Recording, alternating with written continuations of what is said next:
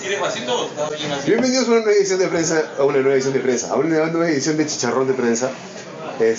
Hoy día nos acompaña Jalil Cajat, especialista internacionalista, profesor de la Católica y probablemente una de las personas más enteradas de lo que pasa en el mundo y cómo afecta esto al Perú que hay en nuestro planeta. Y recién nos hemos enterado que Chicharrona nos ha visto un par de veces. Sí. Qué miedo. Y además nos ha soplado un apodo. ¿Cuál? Buenazo. Sí, ¿Lo podemos decir? Más tarde nos soltamos. Cuando se vaya. No saben cómo le decían a León Moya en la universidad. Ahora le va a decir.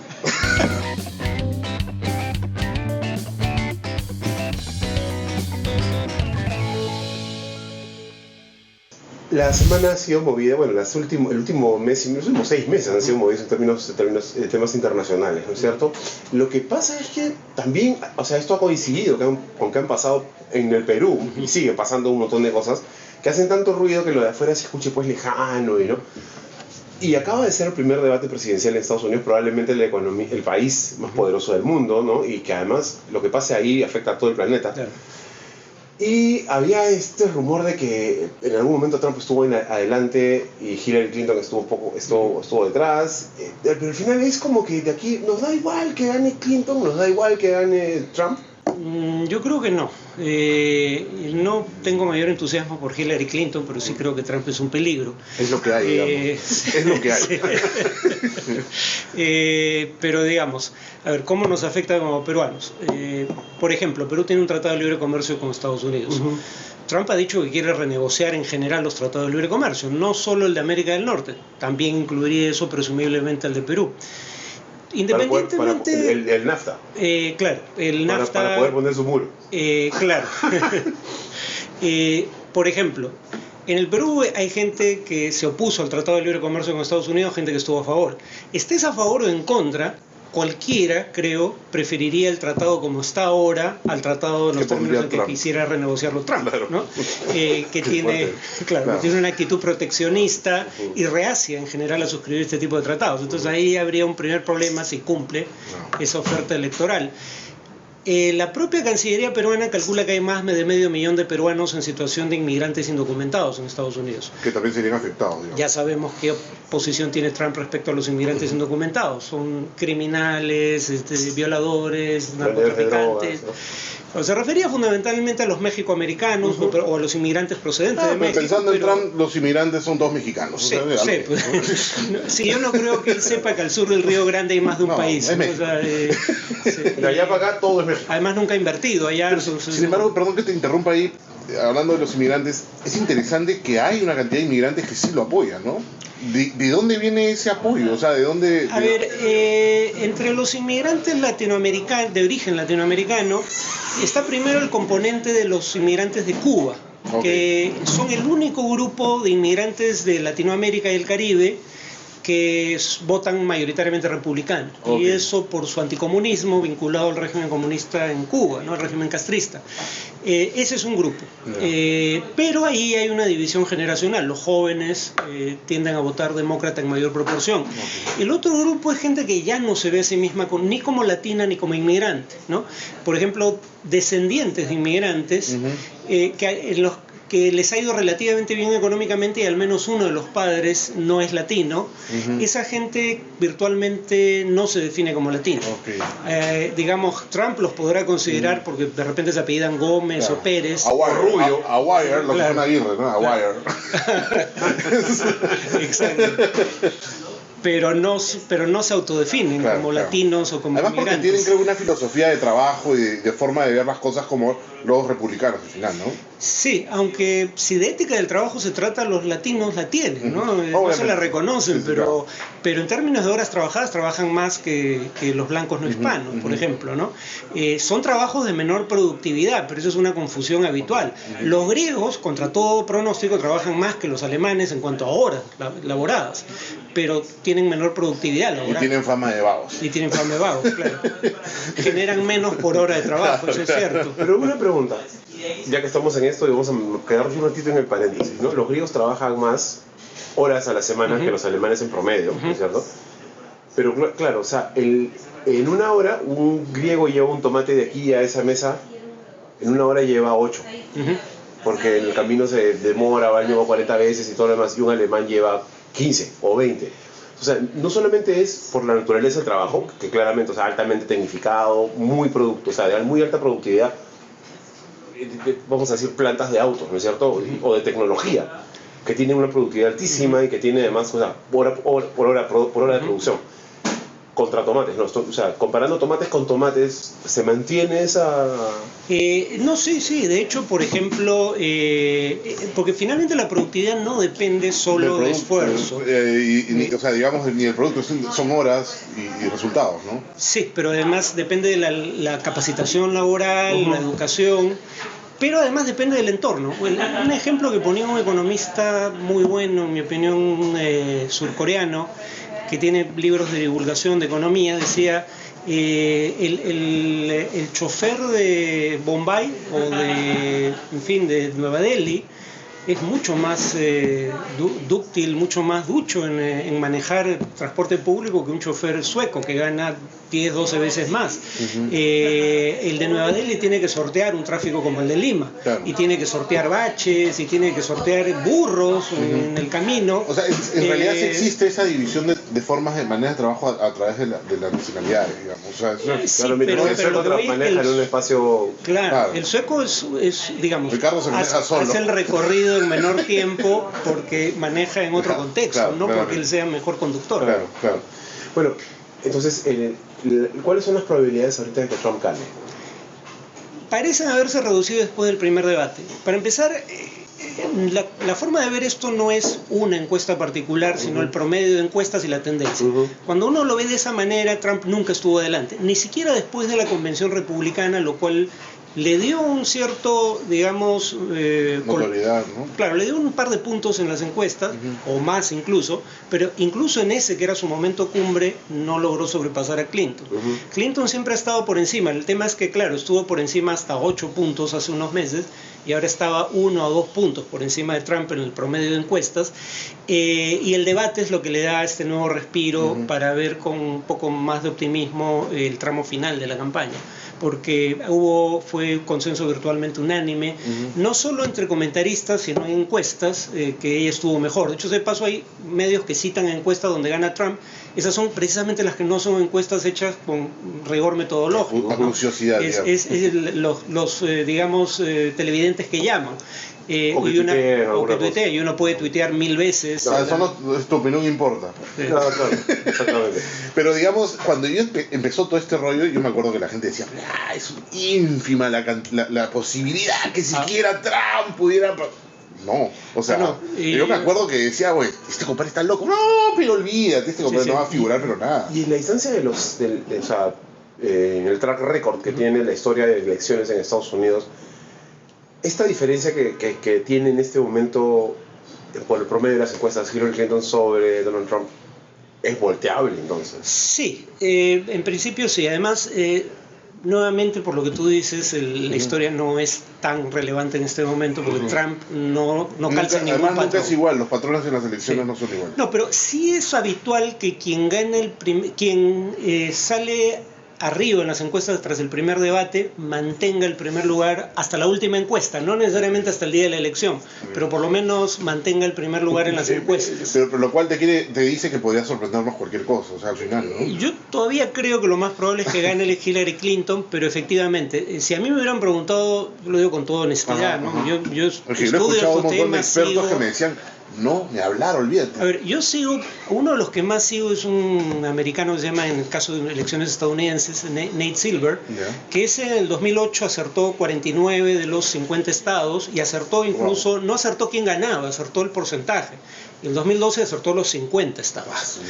Y esta vez él decía al inicio de las primarias que Trump tenía 2% de probabilidad de ganar la primaria republicana.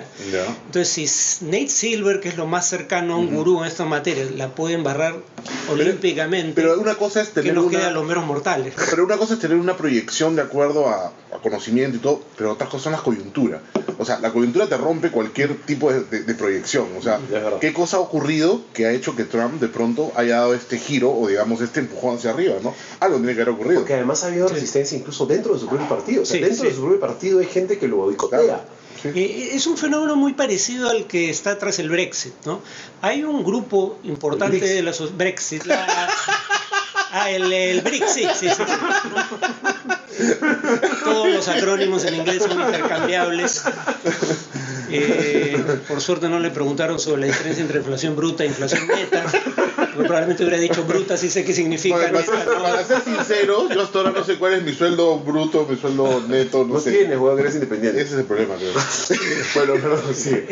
A ver, hay un sector sobre todo de blancos no hispanos, en el caso de Estados Unidos, pero también blancos anglosajones en Gran Bretaña, que justo voy a sacar un artículo en el Comercio sobre eso porque es interesante. En el caso de Estados Unidos, uno tiene un fenómeno que es exclusivo de ese grupo.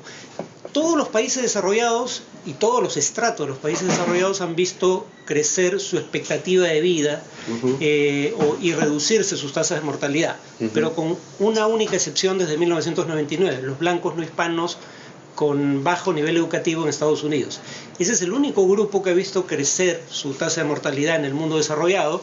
Cuando uno ve por qué, básicamente se están suicidando.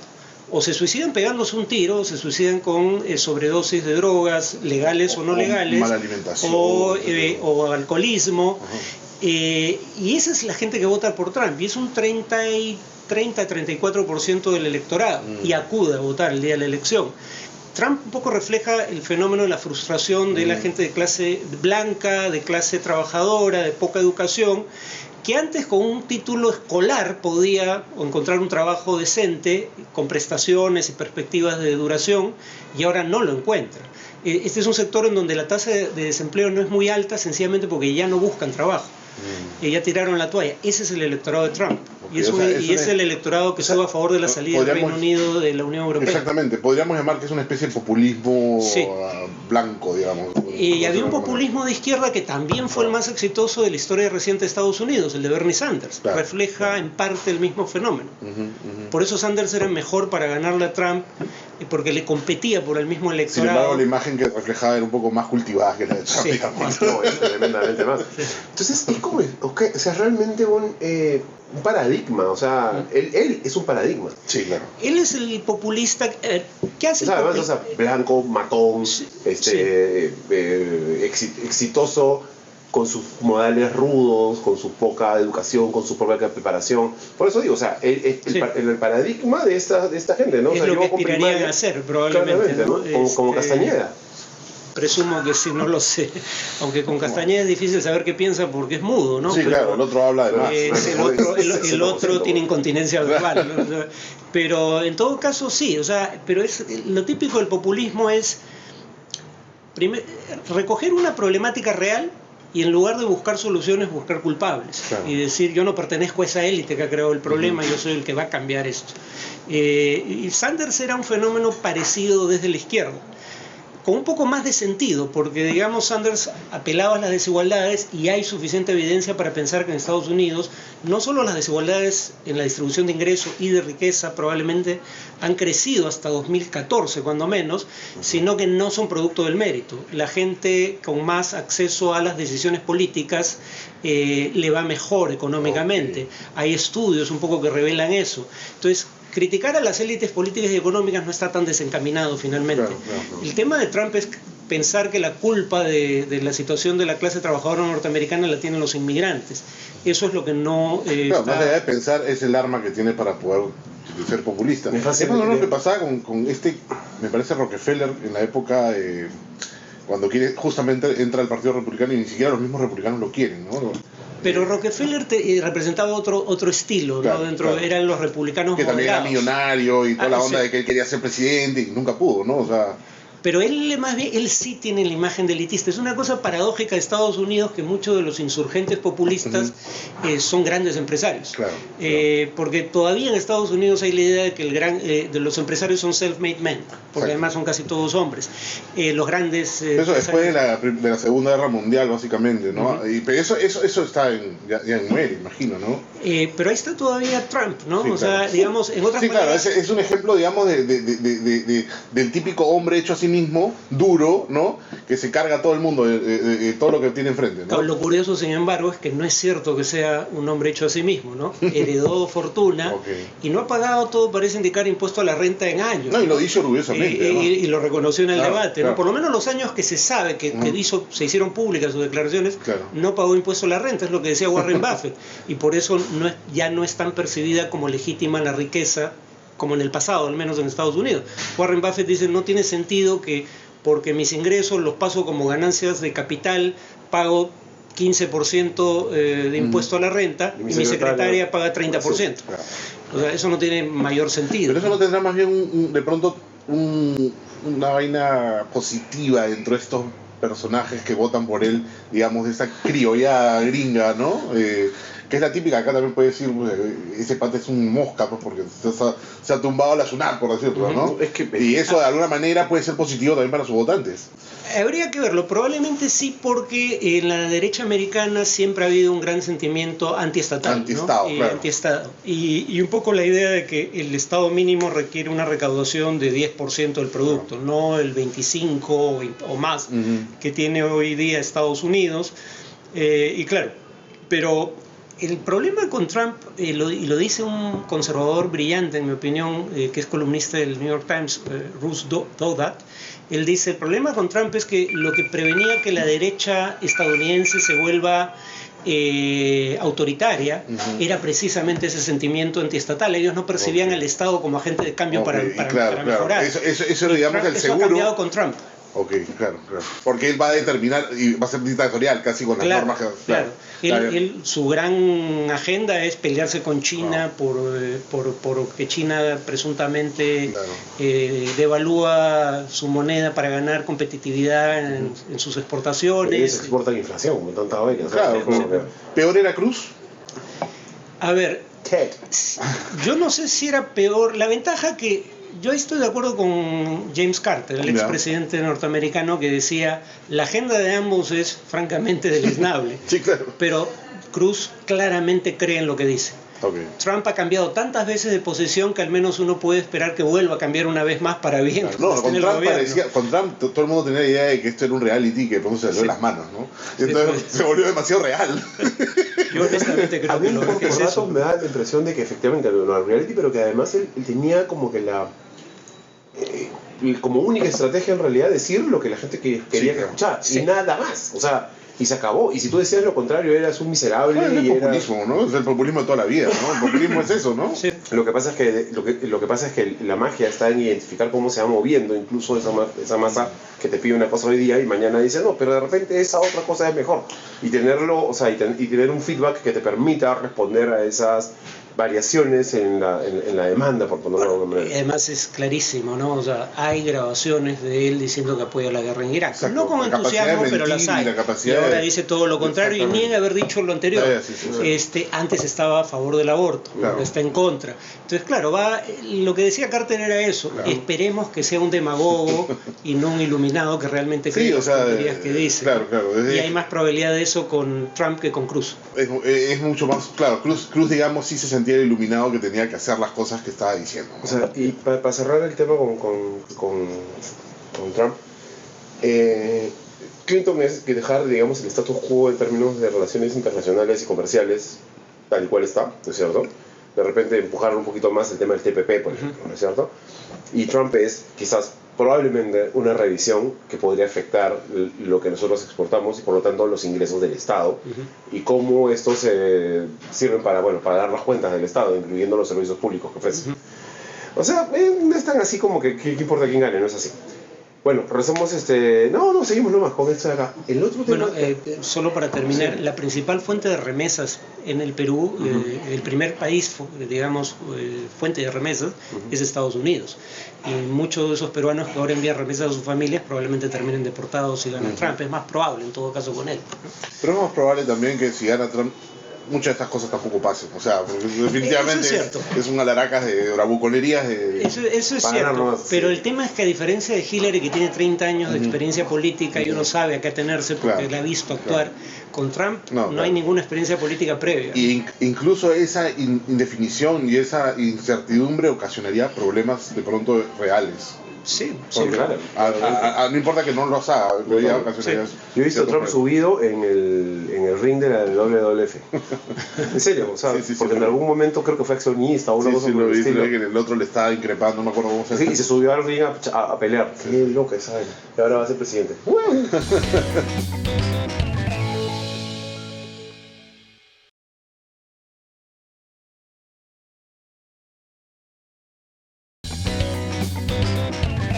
Oye, la otra cosa que, o el otro tema que creo que es súper importante y que no se toca lo suficiente o no en la dimensión quizás debería es el asunto de Brasil, ¿no? Lo que acaba de pasar en Brasil y cuáles son o cuáles podrían ser las consecuencias de esto para la economía peruana, o sea, y para la justicia peruana, porque estamos ahorita en pleno, o sea, se sigue manejando el tema del lavallato, ¿no? O sea, que es continental, no es un asunto solo de Brasil, es corrupción a nivel continental y además a más alto nivel.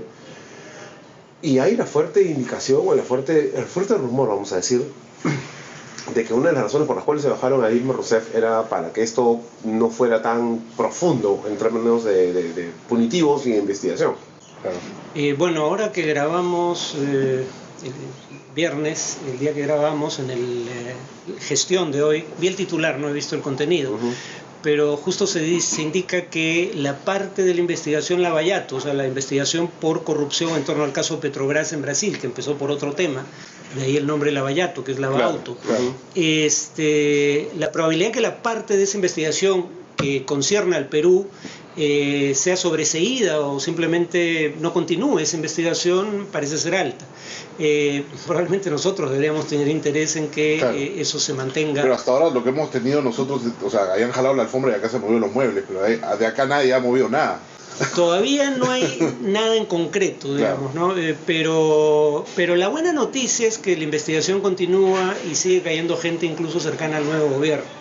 Finalmente esta es una oportunidad histórica para que Brasil voltee la página y purgue su clase política que estaba profundamente corrompida, incluyendo la izquierda del PT. No, eso todo el mundo sabe que está metido ahí. Yo leo siempre a una amiga que por ahorita creo que no le caigo muy bien por razones, Ana María Guerrero, que ella vive en Brasil, y tiene un profundo conocimiento del aparato político y todo, y decía que era un error pues comparar la corrupción como se produce en el estamento político en Brasil con Perú, por ejemplo, lo que son los malos. Bueno, los malos somos los de siempre son, ¿es cierto? Y todos los buenos. Allá no funciona tan así, no es tan fácil, y allá todos están mezclados así como si fuera una cosa, como un tejido, digamos. Bueno, ¿no es que acá también la definición sea así tan limpia? O sea, buenos y malos. Pero digamos que lo hemos sobresimplificado y que nos hemos quedado con esa sobresimplificación. Bueno, un ministro del gabinete de Temer tiene que dejar el cargo cuando se filtre. Todo parece que la propia justicia brasileña está filtrando selectivamente las grabaciones que tiene en su poder. Pero una vez que es ministro de Transparencia, precisamente, se filtra una grabación donde dice hay que cambiar de gobierno para parar esta hemorragia. Los casos de corrupción no pueden estar en manos del juez Moro. Que es dicho ese paso, eso está en una grabación, el tipo tuvo que renunciar. Claro. Primero quiso, digamos, hacer lo que aquí llamaríamos una interpretación auténtica de lo que estaba en el audio, ¿no? Pero nadie se la creyó y tuvo que renunciar, dejar el cargo. Pero ahí lo que me parece... Y no lo blindaron a diferencia de otros países. Hablando de blindaje, me suena que la justicia y el caso está blindado en sí mismo, ¿no? O sea, a diferencia de cómo vendría a ser tratado acá, por ejemplo, ¿no? De pronto no se dejan manipular tan fácilmente.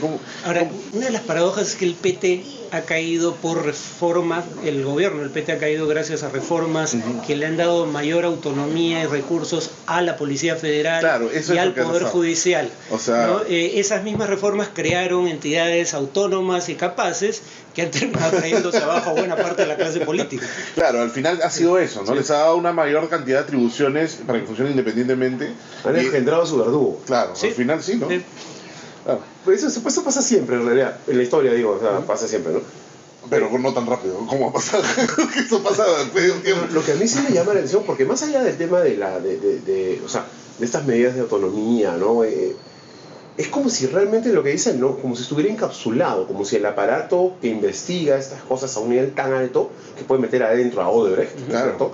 Que es equivalente acá, de repente como que me tiran al dueño del banco de crédito. Hombre, sí. a Romero. No, es una cosa impresionante, o sea, que nosotros podríamos ver en su imposible. momento de auge, no ahora que está jubilado. Claro, claramente. Exacto. Y hemos escuchado pues, cuando Concesión de naranjas. No, con relaciones con Montesinos y nadie lo ha tocado nunca, ¿no? Entonces, así pasaba por agüita tibia siempre, ¿no? No, claro, pero por eso digo, en la época, o sea, cuando cae el gobierno de Fujimori, se arma en el Estado, dentro del Estado, las Procuradurías Anticorrupción, ¿no es cierto? Que además terminan blindadas respecto a todo el resto del aparato de justicia, el ejecutivo y todo lo demás.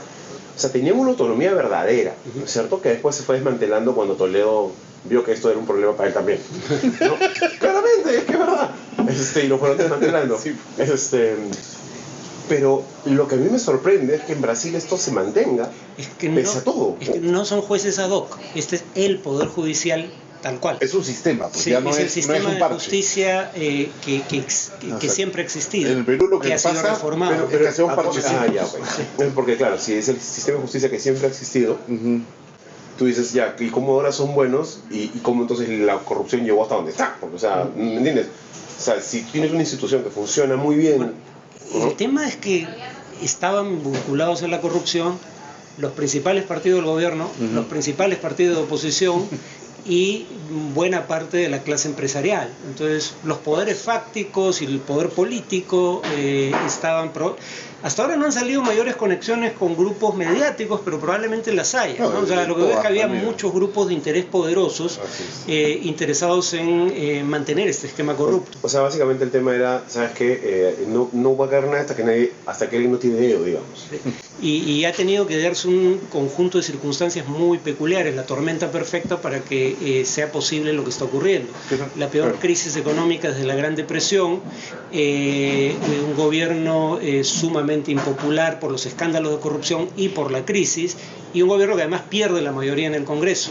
En ese contexto, el Poder Judicial se ha vuelto muy popular porque se percibe, justamente o no, bueno, es discutible, yo creo que en general es cierto, se percibe como el garante, digamos, de justicia y lucha contra la corrupción.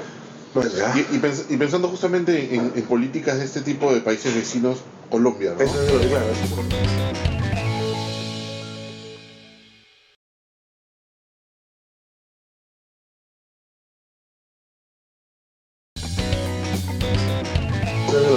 Colombia es ahorita, hay gente que de verdad la escuchas y tiene todo sentido el temor que tienen de decir, oye, son terroristas, hasta dónde se está cediendo, ¿no?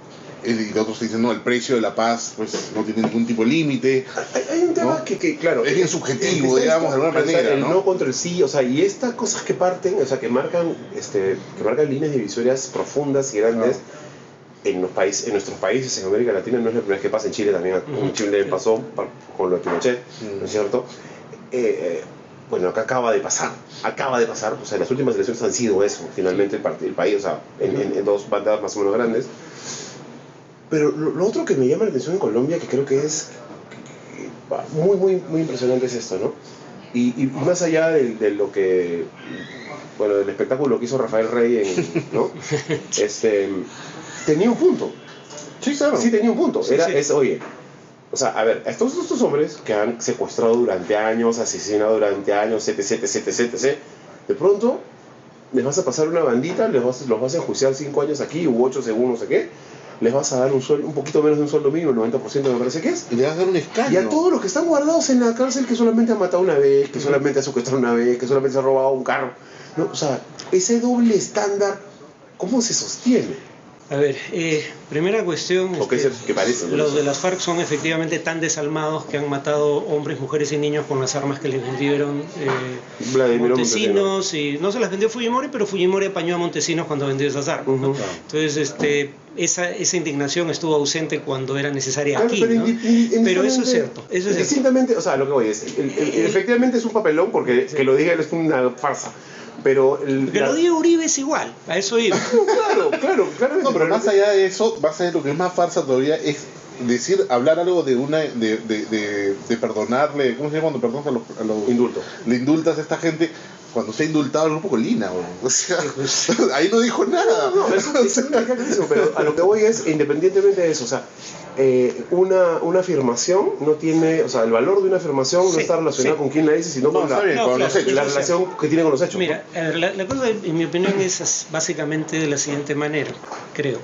Primero, si tú derrotas militarmente a tu enemigo, no tienes que negociar nada con él. Acá derrotamos a Sendero, no hubo necesidad de negociación. Punto.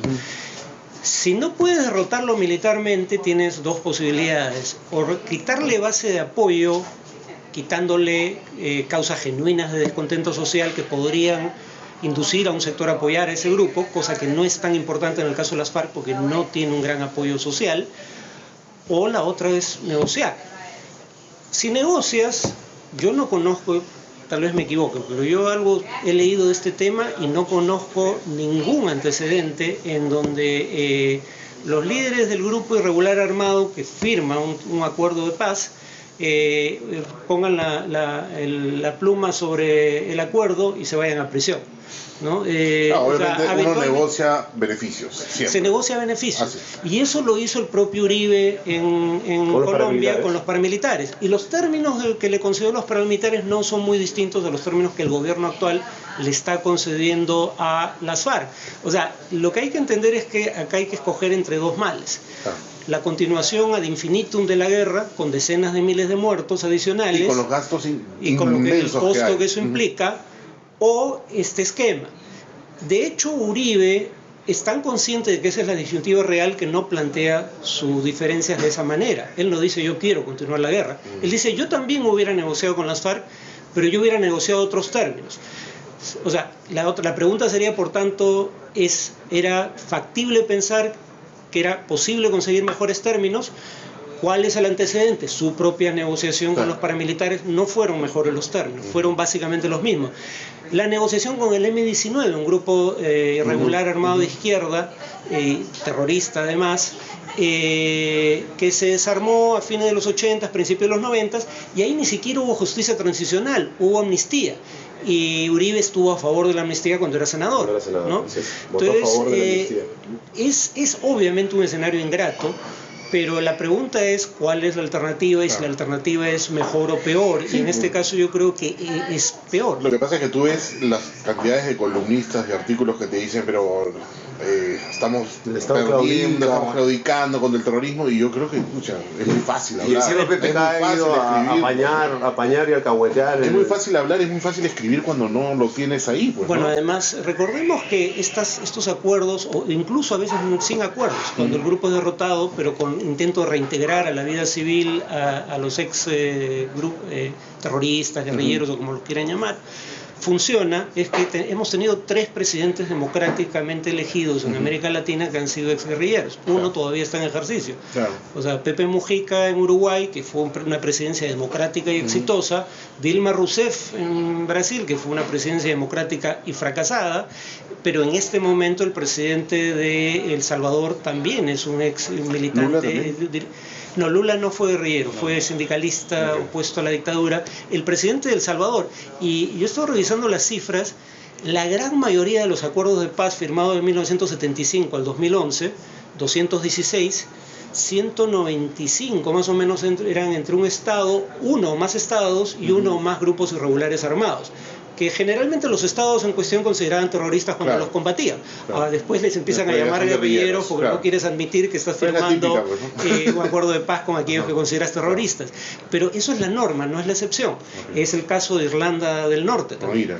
¿Cuántos de cuántos? ¿195 de 216? Era de 1975 al año 2011 hay 216 acuerdos de paz firmados en el mundo, 196. El número lo puedo, pero es 190 y algo. Casi 200. Casi 200. Involucran a grupos irregulares armados. O sea, este tipo de arreglos son la norma, no son la excepción. Y Colombia además está teniendo 2 salvaguardas, porque uno diría, si esto viola las normas del derecho internacional humanitario, los crímenes de guerra y de lesa humanidad pueden ser perseguidos en cortes internacionales. Pero Colombia consultó con la fiscal de la Corte Penal Internacional, y la fiscal de la Corte Penal Internacional opinó que los términos acordados eran aceptables para un acuerdo de justicia transicional. Lo que no era aceptable era la amnistía. Y por último va a ser el pueblo colombiano el que decida, no lo está decidiendo el Pero gobierno. lo que queda claro después, lo que tú has dicho es que, como no es lo que mucha gente dice que es una aberración, ni que es una cosa inventada, no. Es una cosa que se suele hacer, digamos, dentro de lo normal. Es cuando dicen que hay que tragarse sapos, esto es tragarse un lagarto. Caballero, sí. Y actualmente había una cantidad... Si no puedes matar a la cucaracha, invítala a comer a tu casa. No, pero hazle una esquina para que no jodan el resto del sitio, ¿no? Pero digamos, hay una cantidad inmensa de gente secuestrada todavía, ¿no? No, pero no por las FARC, por el ELN. ¿Cuál va a ser la relación ahora con los otros grupos? Hay una negociación que es gracioso, porque dicen, todavía no pasamos a la fase pública de la negociación, pero si ya estás anunciando que existe, ya puede ser secreta, pues claro. Tomaste la foto, pero la condición que se le pone al ELN, al Ejército de Liberación Nacional, que todavía no acepta, pero que sí aceptó las FARC, es libera a todos y cada uno de los secuestrados en tu poder. Claro. Y el ELN todavía no cumple con esa condición. Y ya Los Santos lo dice explícitamente. Cuando cumplan con esa condición, pasamos a la fase abierta. Esa va a ser una negociación mucho más fácil, porque el ELN no puede esperar conseguir condiciones mejores a las de las FARC, que era un grupo armado con 6 a 7, algunos dirían hasta 8.000 efectivos, y el ELN tiene menos de 2.000, ¿no? Y además tiene mucho menos apoyo que la FARC en general, ¿no? Bueno, ya la FARC no tenían casi un... Apoyo social ninguno de los dos parece tener ya mucho. Es discutible si la FARC lo tuvo. En un momento participó en elecciones y no sacó una gran votación, en los 80, ¿no? Dicho sea de paso, no solo es que se les dé estas condiciones, digamos, de penas alternativas, sino que el Estado va a invertir dinero en reintegrarlos a la sociedad, y ahí entra nuevamente el tema de por qué en ellos y no en alguien que lo merezca más que ellos. Porque lo más probable es que ellos no sepan nada más que hacer lo que hicieron durante buena parte de su vida adulta, que es secuestrar y matar gente, y si no los reintegras van a volver a las andadas. Ya pasó con los paramilitares. Y es interesante lo que dijeron, ¿no? ¿De dónde va a salir esa plata? Pues de la plata que uno se ahorra en combatirlos. Claro. O sea... Hay un índice global de paz, o índice de paz global, creo que es... Global Peace Index. El cálculo es que son 140.000 millones de dólares que ha costado esta guerra a Colombia. Y el bono por la paz, o sea, el crecimiento adicional que tendría la economía colombiana, producto del acuerdo de paz, son unos 5.000 millones de dólares, un poco más de 5.000 millones de dólares adicionales de crecimiento en la economía, un poco más del 1% del PBI. Aunque ese es en realidad el cálculo es un rango, no es un pero el gobierno da ese dato redondo para facilitar las cosas. Si eso es cierto, eso paga por la paz, porque el cálculo es que se van a necesitar unos 30.000 millones de dólares en los próximos 10 años. Si realmente la economía crece, añades un valor de 5.000 millones de dólares anuales producto de la paz, ahí está. Sí, pues. Y por otro lado, lo que te iba a decir, me olvidé ya, justo estaba metiendo el tema de cifras, pero bueno, ya me acordé. Sí, el tema de las cifras. Es que hay mucha gente que nos ve y que de repente no maneja muy bien el tema de la cantidad de muertos por el conflicto armado en el Perú ha sido 75.000 personas. La cantidad de muertos en el conflicto armado ya son 200.000 más o menos, ¿no? Más. El cálculo, lo que pasa es que O sea, para que más o menos vean la magnitud de la diferencia. El cálculo más conservador son 220.000, el cálculo más alto son 260.000, y es difícil de saber con certeza porque se calcula que habría hasta cerca de 50.000 desaparecidos. Fácil. Entonces, ¿a quién cuentas como muerto, a quién cuentas como desaparecido? Sí, pues. Ahí un poco está la diferencia. Entonces, hay una gran diferencia entre lo que sufrimos nosotros, el tiempo. Y Colombia tiene uno de los problemas de desplazados internos más grandes del mundo. Y claro, algunos dicen es más grande que el de Siria. Lo que pasa es que estamos hablando solo de desplazados internos. Si solo hablamos de desplazados internos, claramente, sí, es más grande que Siria, porque en Siria la mayoría se han convertido en refugiados. Quiere decir que han cruzado una frontera y ya no están dentro del país. En Siria son más en realidad, ¿no? Y en Siria son 5 años, no 50. Claro, la diferencia es una frontera que está ahí nomás. Sí, claro. Es la única diferencia. Claramente. Pero son unos 7 millones de desplazados internos en Colombia. Claro. Uf, madre.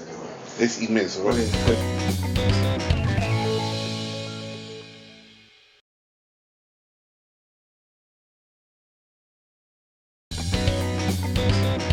Muchísimas gracias por venir, muchísimas gracias por... Pero antes que se vaya, quiero preguntar una cosita nomás. 10 minutos. 5. Ya, la tumba esta tumba, ¿cómo se llama la tumba? No, yo no me represento por la hora, sino por él. La tumba, ¿cómo se llama la tumba? El ¿Mausoleo? Mausoleo bendito. ¿Hay que destruirlo? No hay que destruirlo. legalmente no tiene nadie por qué destruirlo, no hay ninguna ley que tengas que destruirlo, pero digamos, ideológicamente, la represión es mejor de esa manera o ponerlos dentro de la... A ver, lo que mejor funciona es tratar de integrar a la vida social. Por ejemplo, había un momento en que se decía no se puede debatir públicamente con los terroristas de ETA. Bueno, el caso de ETA es distinto porque ya están levantados en armas, pero el Modadef está a favor de la lucha armada, pero no la lleva a cabo. Sería más el ejemplo de los grupos de extrema derecha que tienen un discurso violento, pero que no practican necesariamente acciones violentas. En Europa el debate se zanjó en favor de quienes decían, porque el resultado práctico es conocido, si los aíslas, la probabilidad de que se radicalizan y pasen a la acción es mayor. Hay que intentar incorporar cuando menos una parte a la acción política legal, aunque mantengan una agenda innegociable. Son válvulas. Pero al menos que esa agenda la planteen en el plano público y en el plano electoral, no a través de la fuerza, que es lo que va a pasar con las FARC, dicho sea de paso. Las FARC no abandonan su agenda, pero el tema es que no usen la fuerza para tratar de imponerla. Eso suele funcionar. El tema con Modadef claramente es que acá todavía existe la categoría de apología del terrorismo como un delito, en otros países eso no existe. Se considera que está amparado ese discurso por... Pero estamos un poco como Alemania y los nazis, ¿no? O sea, digamos... está prohibido, está criminalizado el tema, ¿no? De alguna forma, y eso no ha solucionado nada. Hay una discusión sobre qué hacer con discursos violentos, ¿no? Hay países que los prohíben simplemente por ser discursos que instigan el odio.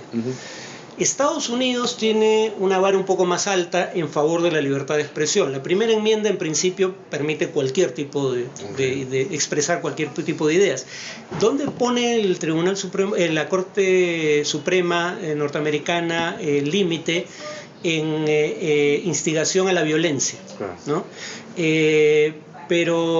Pero digamos es un debate legítimo, ¿no? O sea, no digo que no haya países que no tengan algo parecido a la ley que criminaliza la apología del terrorismo. Algo que han logrado los colombianos con esto y que no hemos logrado nosotros es que el líder pida perdón. Y eso es que pida perdón y que el Modadef todavía defiende la posibilidad de una acción armada. Porque no están equivocados, según ellos, nunca estuvo equivocado. Ellos dicen que eso depende de las circunstancias, con lo cual te están diciendo, como estamos jodidos ahora, no lo vamos a hacer. Pero en la primera que podamos... Claro, ese es el problema con el discurso de Modadef. Claro. Y ese es el problema con no pedir disculpas, con no hacer que el líder pida perdón. Claro. O sea, y yo creo que ese ha sido un logro inmenso en la negociación colombiana. O sea, eso fue lo único que todo el mundo retiene del discurso. Y todo el mundo aplaudió al final. Claro. O sea, porque hasta los que estaban en contra, de alguna manera se sintieron tocados que esta persona de alguna manera dijo, puta, la cagamos, pero disculpen. O sea, eso es lo único que todo el mundo retiene del discurso de Timoshenko ese día, ¿no? Las alusiones a García Márquez probablemente hayan pasado desapercibidas. No, claramente, sí. Pero le costó tanto pedir perdón que dijo ofrezco perdón. Ofrezco, ¿no? Dijo ofrezco. Como si alguien se lo estuviera pidiendo a él, ¿no? Sí. No, como si le estuviera perdonando. Sí. Pero esa es la diferencia entre que todavía convivamos con gente que piensa que el pensamiento, Gonzalo y toda la vaina, es que este líder jamás en algún momento dijo, puta, me equivoqué, disculpas, que es lo que ocurrió en Colombia. Y es la única forma en que lo que han podido lograr es esto. El asunto es que acá se sigue legitimando este episodio y lo que dices tú, ¿no? O sea, están, digamos que en la parte del valle, ¿no es cierto? Están abajo. Pero en la primera que la cosa se da la vuelta y se puede legitimar, tienen acceso. Hoy es a Crespo, creo que es el miembro de Abogados Democráticos, que fue uno de los... No fue el abogado de... Democráticos, es una burla. Sí, bueno, sí. Abogado de Ismael, ¿no? Él lo dice explícitamente. En algún momento le preguntan, hasta donde recuerdo, si está dispuesto a decir que han renunciado de manera definitiva a la lucha armada, y no está dispuesto a decirlo. Increíble, pero bueno. Oye, muchísimas gracias. Ahora sí te dejo.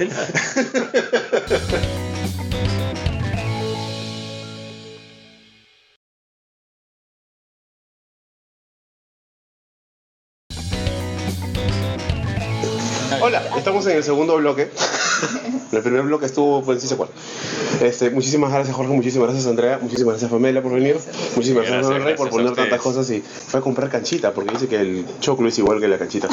No, que estoy a dieta y yo quería alucinar que estaba comiendo choclo, pero no hay choclo en la calle, al menos en estas calles no venden choclo. En otras calles saludables venden choclo, y huevo y queso, pero acá no. Huevo horniz. Claro. Sí, bueno, buscar choclo en Miguel Lazo un poco difícil, ¿no? Ya no se echó. Ya nos echó. Y si hay, cuesta arriba de 5 soles. Definitivamente. De todas maneras, ¿no? Y no viene con queso. Buenísimo. Bueno, eso es aparte. 5 euros. Puede ser, ¿no? Y se lleva al Y vacío. con fondue, con fondue. Se lleva al vacío. A ver, sigan. Empacado al vacío. Bueno. Bueno, en la semana uno de los temas creo que más humo ha levantado, porque en realidad no es importante, pero creo que hay cosas también muy importantes que van pasando detrás, es lo del mausoleo. De pronto un día de agosto, como había escrito en la columna, apareció un mausoleo en el cementerio 19 de julio en Comas. Y nadie sabe dónde salió, nadie sabe cómo lo armaron. El permiso de construcción aparentemente era solamente para 6-7 tumbas y tienes más de 50. ¿Ah, sí? Sí, está preparado además para que se supone en algún momento, como ellos mismos dicen, enterrar ahí al doctor Abimael Guzmán y a la profesora Elena Iparraguirre. Y bueno, evidentemente esto ha levantado pues la indignación de un montón de gente, comprensible también, diciendo esto hay que demolerlo, esto es apología al terrorismo, tal y tal y tal y tal, tal. Y otra gente dice, oye, aguanta, que te bajes esto y ver a los deudos con sus muertos de las matanzas de los penales, los terroristas muertos con sus cajones afuera, llorando, como que no es muy inteligente tampoco, ¿no?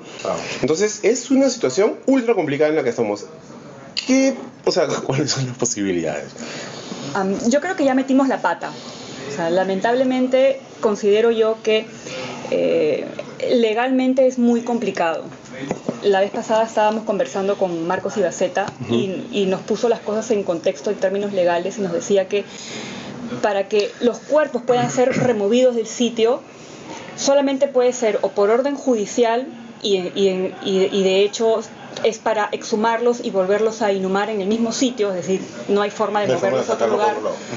Lo otro es por cuestiones de salubridad y tendría que pasar también un cierto tiempo. Y tercero es porque los familiares quieran y dudamos mucho que los familiares quieran moverlos. Ya rompimos todas las normas. Exacto, todas las reglas. o sea, el momento de haber actuado ya pasó, o sea, legalmente. O sea, lamentablemente es así y ya hemos caído en el juego de estos grupos, es decir, que pises el palito y fuiste. Hemos pisado el palito, ya les hemos dado tribuna, ya les hemos dado pantalla y o sea, no podemos no dejar de informar que están sucediendo estas cosas, ¿no? Claramente, eso pero sí, claro, de alguna manera le estamos haciendo el juego. Exacto, ¿no? yo creo que de alguna forma la reacción, y de pronto Coqui nos va a dar más luces a eso, ante la injusticia que se está cometiendo al derrumbarlo, porque de alguna manera no se está cumpliendo las normas, una injusticia es mucho más fuerte. Una ilegalidad más que una injusticia. Sí, sí, es cierto. De alguna manera eso revierte en más bien enardecer, ¿no? el sentimiento de la gente que está ahí, ¿no? O no, que está ahí, está muerta, pero digamos que alrededor de los familiares. Son sus familiares, o sea, a mí... Sí, claro, además las circunstancias en que esto aparece cuando se está firmando la paz en Colombia también creo que le dan un especial relieve a todo esto, pero también nos recuerda una cosa bien paradójica, ¿no? Nosotros hemos derrotado a Sendero Luminoso en todos los campos, ¿no? Militarmente, políticamente, mediáticamente. Lo único que queda son unos cuantos sicarios del narcotráfico y en Lima algunas organizaciones de nombres imposibles de recordar, ¿no? Pero yo creo que hay grupos en el Perú que están interesados en mantener a Sendero Luminoso vivo, ¿no? Y en darle como si fueran las FARC. Para existir ellos mismos. Claro, claro. Particularmente el fujimorismo, ¿no? Que vive de Sendero Luminoso. Sin embargo, yo justo hablando más temprano hablando con Farid y con Lucho, el tema, la gran diferencia entre lo que ocurre en Colombia y nosotros es que jamás acá han perdido perdón, ¿no? En cambio en Colombia sí, lo están haciendo, han dado disculpas. ¿Cómo fue? Hemos pedido disculpas.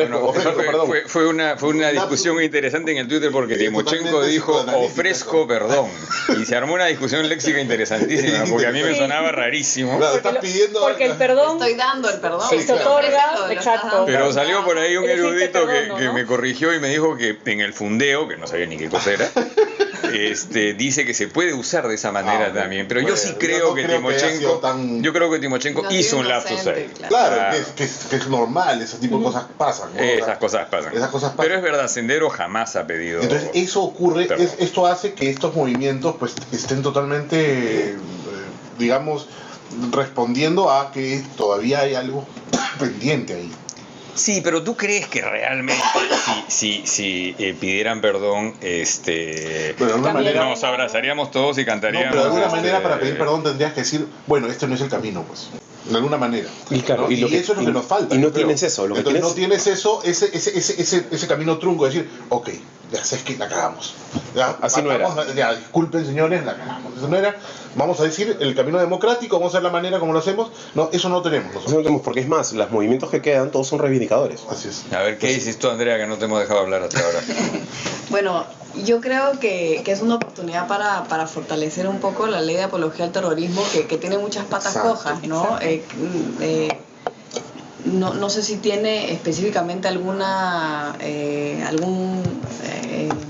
alguna parte sobre el tema de cómo se enterran se entierran Claro, los claro. No, creo que hecho, no y de hecho no creo que se pueda específicamente pedirles que se entierren a sus muertos porque Claro, no tiene mucho legalmente creo que no, pero sí considero yo, y quizás, no sé, no hay abogados. Quizás Habla sí se- tranquila. No, es que de repente... No pasa nada.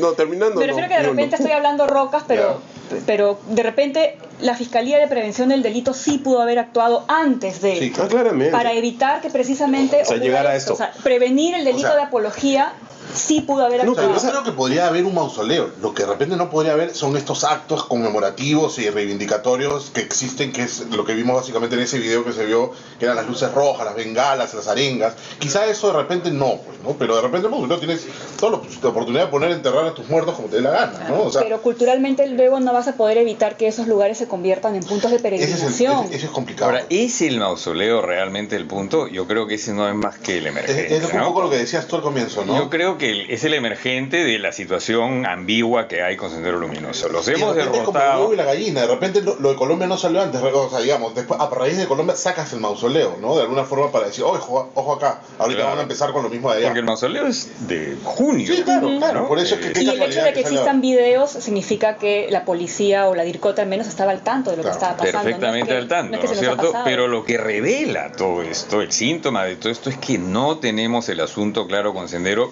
porque además, cuando Abimael Guzmán firma el acta de rendición, lo hace pues con Montesinos, que le ha regalado una torta, ¿no? Entonces es una cosa que no tiene ningún valor a nivel simbólico, ¿no es cierto? Es como si no hubiese pasado eso, ¿no? Entonces hay un limbo extraño ahí, porque Sendero está completamente derrotado, las FARC no. Las FARC simplemente, claro, estaban diezmadas y todo, pero seguían teniendo un Así es. ejército de 10.000 personas, ¿no? Claro. Sendero, ¿qué tendrá, pues, no? Y apoyo popular. ¿no? Y un montón de cosas más, ¿no es cierto? Y sin embargo, Sendero sigue siendo algo que nos escuece, que nos Y va conflictúa. por el lado, creo, de lo que tú dijiste al comienzo, porque hay un grupo, o algunos grupos, que están interesados. Desde el momento que yo veo un tuit de Marta Meyer diciendo vamos con las combas a bajarnos del mausoleo, eso me indica a mí que hay alguien que está un poquito buscando que haya ese tipo de movimiento, ¿no? Claro, que le quiere dar a esto un peso que no tiene y que le quiere... Ahora, efectivamente, como decías tú, lo que no se puede permitir, y esa es la labor de la policía, y la ley sí lo permite, es que esto sea apología, ¿no es cierto? Si empiezan a hacer ceremonias... Como que de hecho hay una filmación de una que ha sido filtrada por la policía. Claro. El tema es ¿no? La policía filtró la filmación para acusarlos con quién. O sea, con la policía, Con la supongo. prensa, con la prensa. Sí, Instancia. y luego para hacer qué, porque Exacto. ¿no? para destacar el tema Porque y, al final y termina luego siendo- no tienen ninguna capacidad de acción para revertirlo. Claro. Es que el otro tema, lo que tú dices es o sea, el marco legal te tiene reventado. La parte que es, o sea, vas a tener, por lo que yo he estado leyendo y viendo, hay una violación de la licencia de construcción. Sí, que es lo único que... ¿Ya? Pero lo que voy es, o sea, realmente pudieron terminar toda esta vaina de ese tamaño, o sea, permiso otra vez, para 7, y de pronto es una de 50, ¿no? No, es que ahí el alcalde de Comas está lavando las manos bien. No, claramente, o sea, cuando han ido, la beneficencia no sabía, el alcalde no sabía, el gobierno regional no sabía, nadie sabía. O sea, nos hemos enterado por un video filtrado por la policía. Eso no tiene el menor sentido. No te puedes tirar eso por un tecnicismo como una violación en la licencia de construcción cuando estás hablando de un tema de fondo de muertos. Sí, por ejemplo, pero Pablo Kuczynski también se rayó, ¿no? Dijo de frente hay que demolerlo sin ningún tipo de desparpajo, sin ningún tipo de... Es que es lo que te sale, hay que demolerlo, es lo que te sale, pero eso...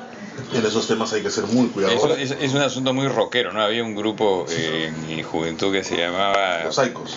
Demoler la estación del tren, ¿no? Eran los Saicos. A raíz de eso tú estudiaste lo que estudiaste. Exactamente. Yo me dije, este país tiene un problema. Dicen que es la primera canción punk de la historia, ¿no? Porque es pre-punk. Pre-punk, claro. Proto-punk, es como el Rafa Leo que es proto-hipster. Rafa es proto-hipster, efectivamente. Más o menos, ¿no? Pero, a ver, entonces, yo creo que el asunto estamos realmente en una encrucijada bien jodida porque no hay jugada ganadora. O sea, no hay jugada en la que tú vayas a salir limpio por el pajas. Lo hagas lo que hagas, sales reventado. Pero nos da la excusa para hablar justamente de un tema que es... Está vivo esta agrupación, al menos no como era violenta y no que salían a matar gente con metralletas. Gente que está convencida de que esta ideología sirve y funciona y que se necesita. No, es peor, pero dame un segundo para llegar ahí, ¿no? Y yo creo que es lo que esto demuestra una vez más, ¿no? Es que el problema de la ausencia del Estado es absolutamente cotidiano, ¿no es cierto? O sea, realmente el Estado llega cuando ya el problema se armó, cuando ya es ya no hay nada que hacer. No, de toda la vida. O sea, de bombero, ¿no? Porque nunca llega a prevenir, nunca puede, o sea, nunca tienen la sartén por el mango. Siempre es reactivo. La pretensión de prevenir, por ejemplo, en el caso de apología al terrorismo que se querían tirar abajo la cautiva esta obra de teatro que había en la plaza. Estupideces. Digamos, ¿con qué criterios intentan prevenir o cuáles, si es que las personas tienen la capacitación necesaria para realmente entender qué cosa es apología al terrorismo y qué cosa no? No, y ahora que lo has sacado a colación me parece fabuloso, porque claro, cuando salió en Larcomar, ¿no es cierto? Cuando presentaban esta obra de teatro en Larcomar, ahí sí se paró uno y dijo, ¡oye, eso es apología! Cuando estaban todos estos quemando antorchas con sus banderas y tomó un asunto y lo puse en YouTube.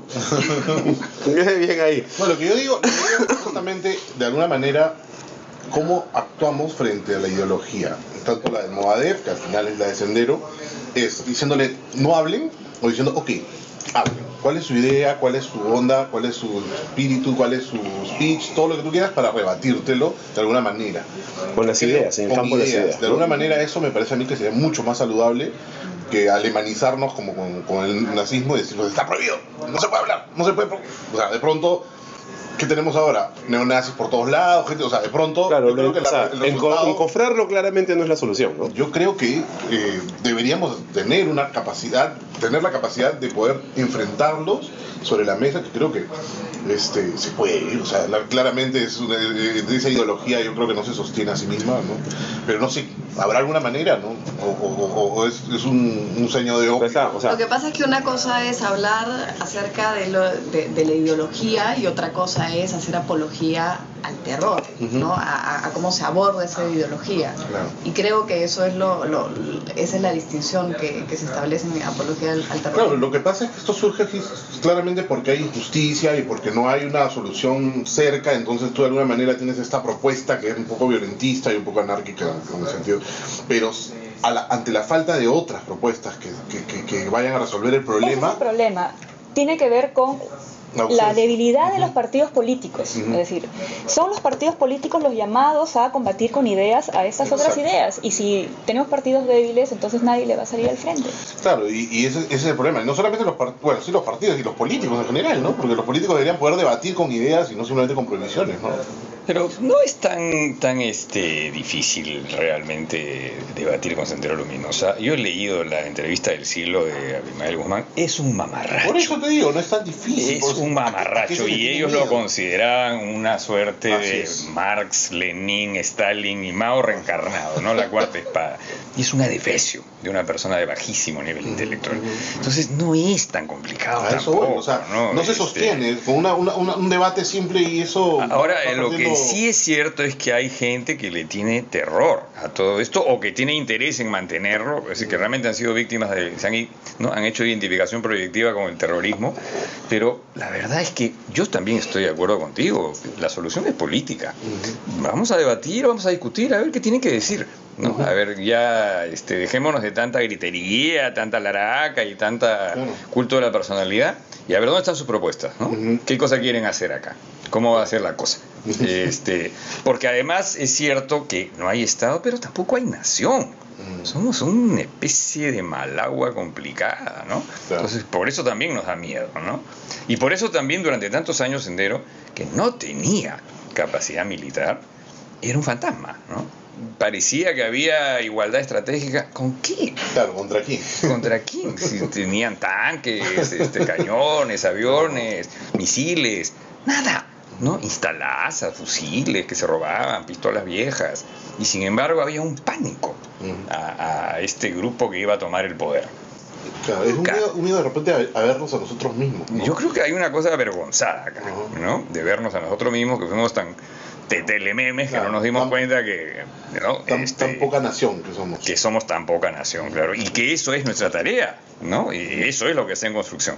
Sendero efectivamente es el fruto de todo eso también, ¿no? Claro. ¿Por qué tenemos un terrorismo tan pobre intelectualmente? Porque tenemos una clase dirigente igualmente pobre.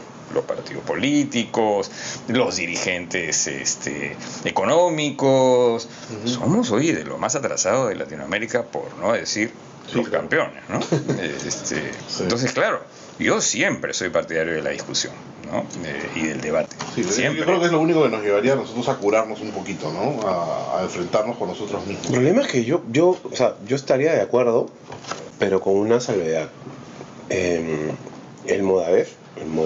Yo no sé si es Movadef o Mofadef o Movadef. Movadef. Y el otro sí sabía. Anfadevic. Me vienen las neuronas así de a poco. Que es un nombre rarísimo de las víctimas del genocidio. Claro. Y finalmente, en la mayoría de sus comunicados y en la mayoría de sus expresiones y manifestaciones, no dicen lo que dices tú. O sea, más allá de reconocer, no reconocen, para empezar, que ha habido algún error, sino que lo reivindican.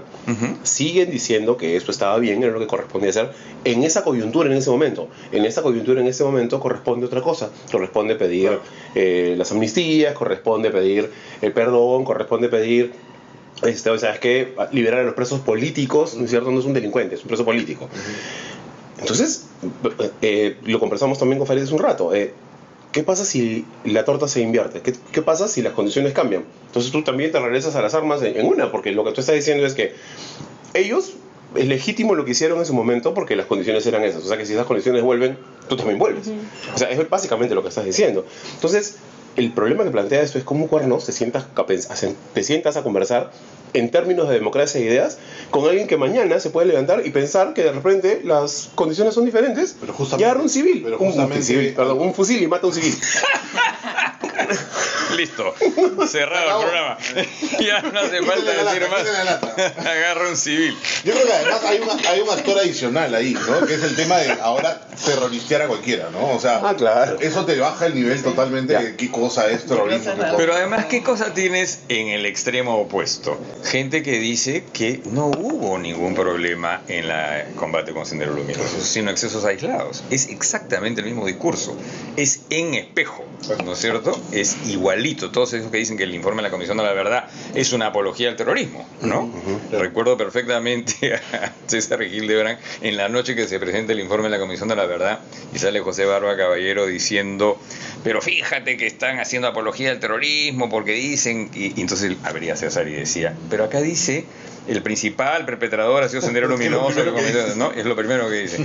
Bueno, pero en realidad dicen que el ejército, pero bueno, acá dice que el ejército efectivamente hizo tal y cual cosa, pero también hubo mucho heroísmo, ¿no? Y así una detrás de otra. No había leído una sola línea, ¿no es cierto? Claro. Y de repente el miserable de César le dice, oye Pepe, ¿en qué momento te volviste bruto y fascista?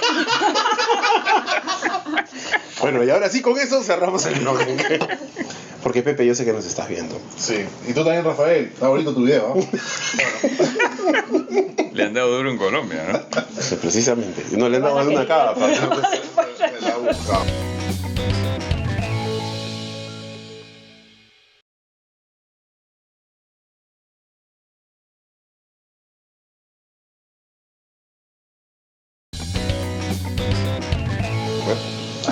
gran tema y muy importante. ¿no? Los que estamos yendo así, vamos a ir hacia atrás a las cosas que son más grandes. ¿no? Bueno, hemos entrado a ese tema, voy a sacar.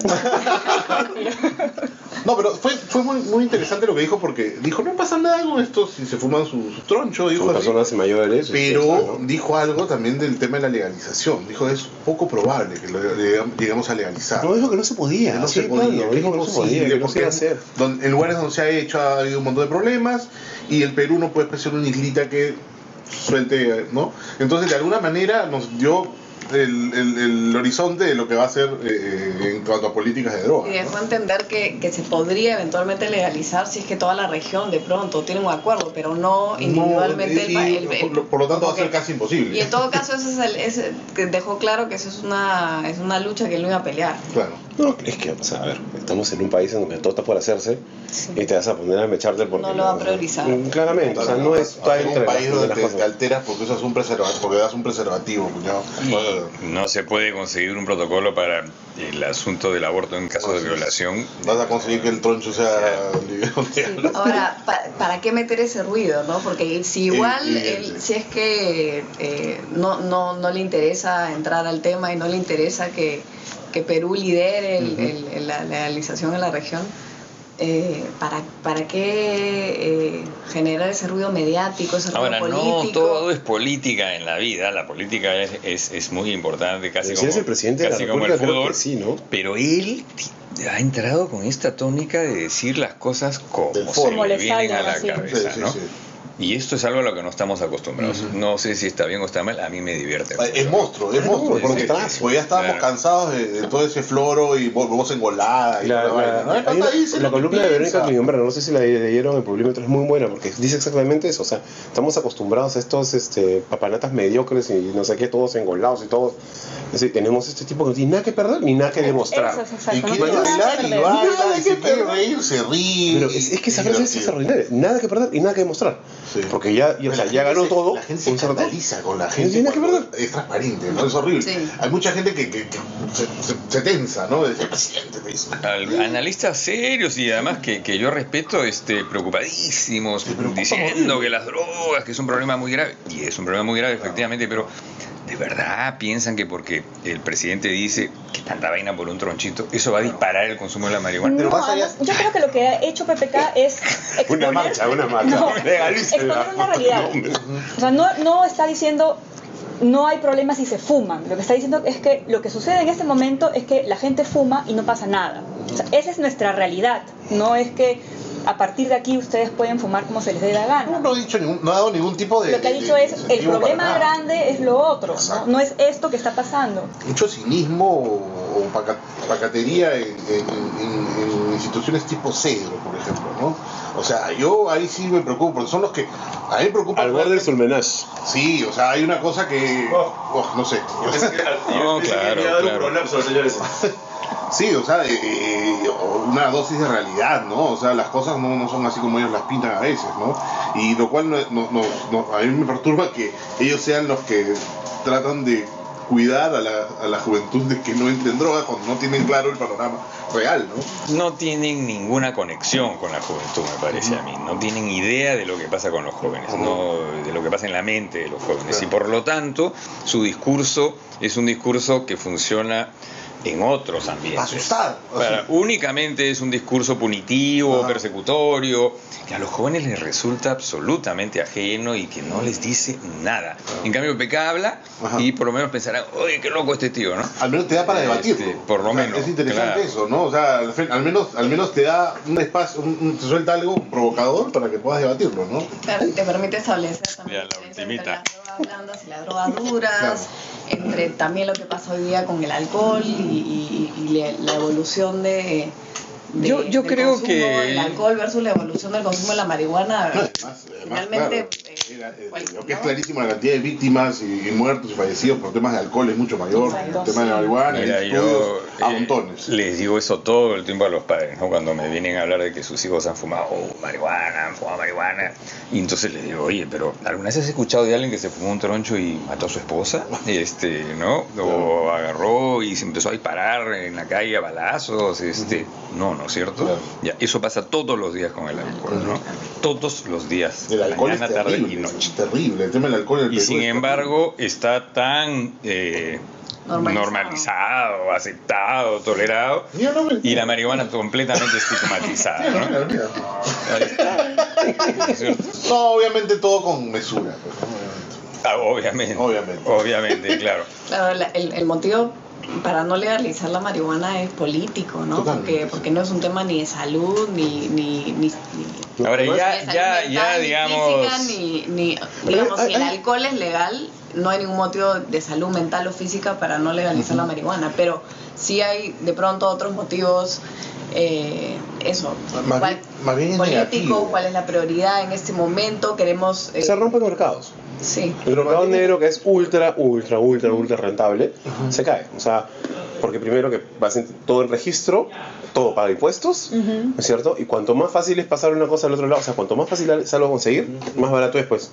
Entonces, pero más bien el problema es que criminalizas algo que no es necesario que esté criminalizado, y por lo tanto tu carga jurídica, tu carga de procesal y todo lo demás, es claro, se mucho cae. mayor, ¿no? Entonces juntas grupos que no deberían estar juntos, delincuentes con consumidores que de repente no deberían estar juntos y terminan juntos y terminas haciendo un problema peor, ¿no? Ahora, dicho lo cual, y lo veo yo también en el consultorio, no es que la marihuana sea inocua. No, para nada. Hay gente que se mete realmente en unas situaciones adictivas muy fregadas, que les complican la vida. No, además son disparadores Hay mucha gente que pasa la cocaína después. Puertas de entrada, no estoy diciendo que sea no. inofensivo, como tampoco lo es el alcohol. No, claro, o sea, y también es puerta de entrada a montones de otras cosas. Un montón de otras cosas. Como tantas cosas, pero de ahí a satanizarla y en fin. Ahora, Kuchiki está saliendo con esta cosa contracultural que ahora cae muy en gracia. Vamos a ver más adelante qué pasa también, ¿no?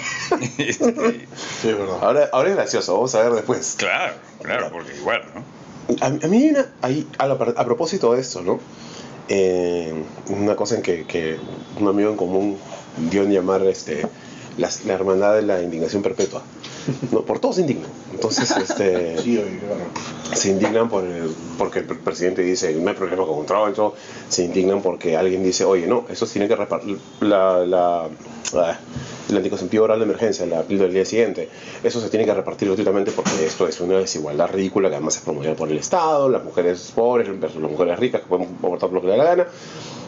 Y de pronto tienes a todo este coro de gente que se indigna y realmente pareciera que se descompone frente a cosas que son de completo sentido común, o que nos parecen algunos pocos de completo sentido común. La pregunta que viene asociada a esto es, ¿por qué les hacemos tanto caso? ¿Son tantos? ¿De verdad son tantos? De repente hacen mucho ruido en las redes sociales. Sí. ¿Solamente en las redes sociales? Yo los veo en la televisión. No solo en las redes sociales, ¿no? Yo también creo. Y además, ¿sabes qué? Hay gente con mucho poder ahí. Sí. Con poder económico, con poder político, ¿no? Claro, la figura que se nos viene a la mente es Cipriani, ¿no? Que es A mí los conservadores son claro. básicamente quienes quieren que sigan las cosas como están. Ahorita es un conservador, o sea. Pero lo que sí creo que ha pasado últimamente es que la brecha entre el conservadurismo y el liberalismo se ha ampliado, ¿no? Como de pronto antes había más como clase media del pensamiento y ahora es como Se ha bajado, dices tú un poco más. No, digo la brecha entre los extremos, yo creo que sí se ha ampliado, entonces hay posiciones más radicales. Yo creo que los liberales somos más liberales, los conservadores son más conservadores y como de tanto defender ciertos territorios, cada uno está atrincherado en un... A mí me parece que hemos llegado a hacer un círculo ya, o sea, y que de todos lados nos lleva al fascismo, ¿no? O sea, incluso los que de alguna manera te están diciendo, tú no te puedes meter con esto porque son mis derechos, ¿ya? Y si no te gustan, te mato.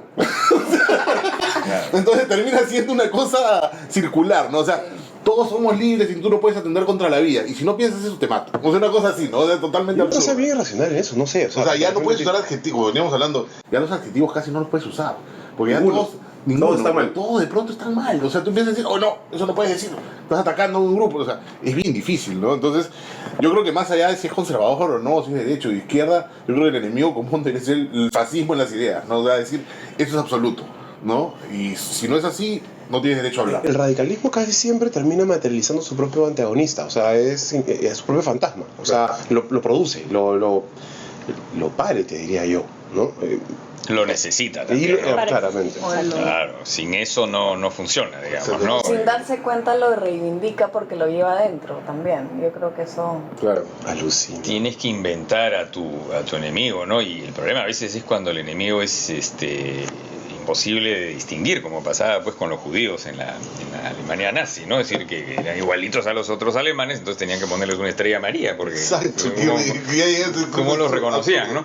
Como acá hay tanto racismo por ahí, pero no quisiera dejar de mencionar, sobre todo habiendo dos mujeres acá, que el asunto acá de fondo también son las mujeres, ¿eh? Claro. Todo esto se sostiene también en mantener a las mujeres en su sitio, ¿no? Así dominadas, sometidas y aplastadas.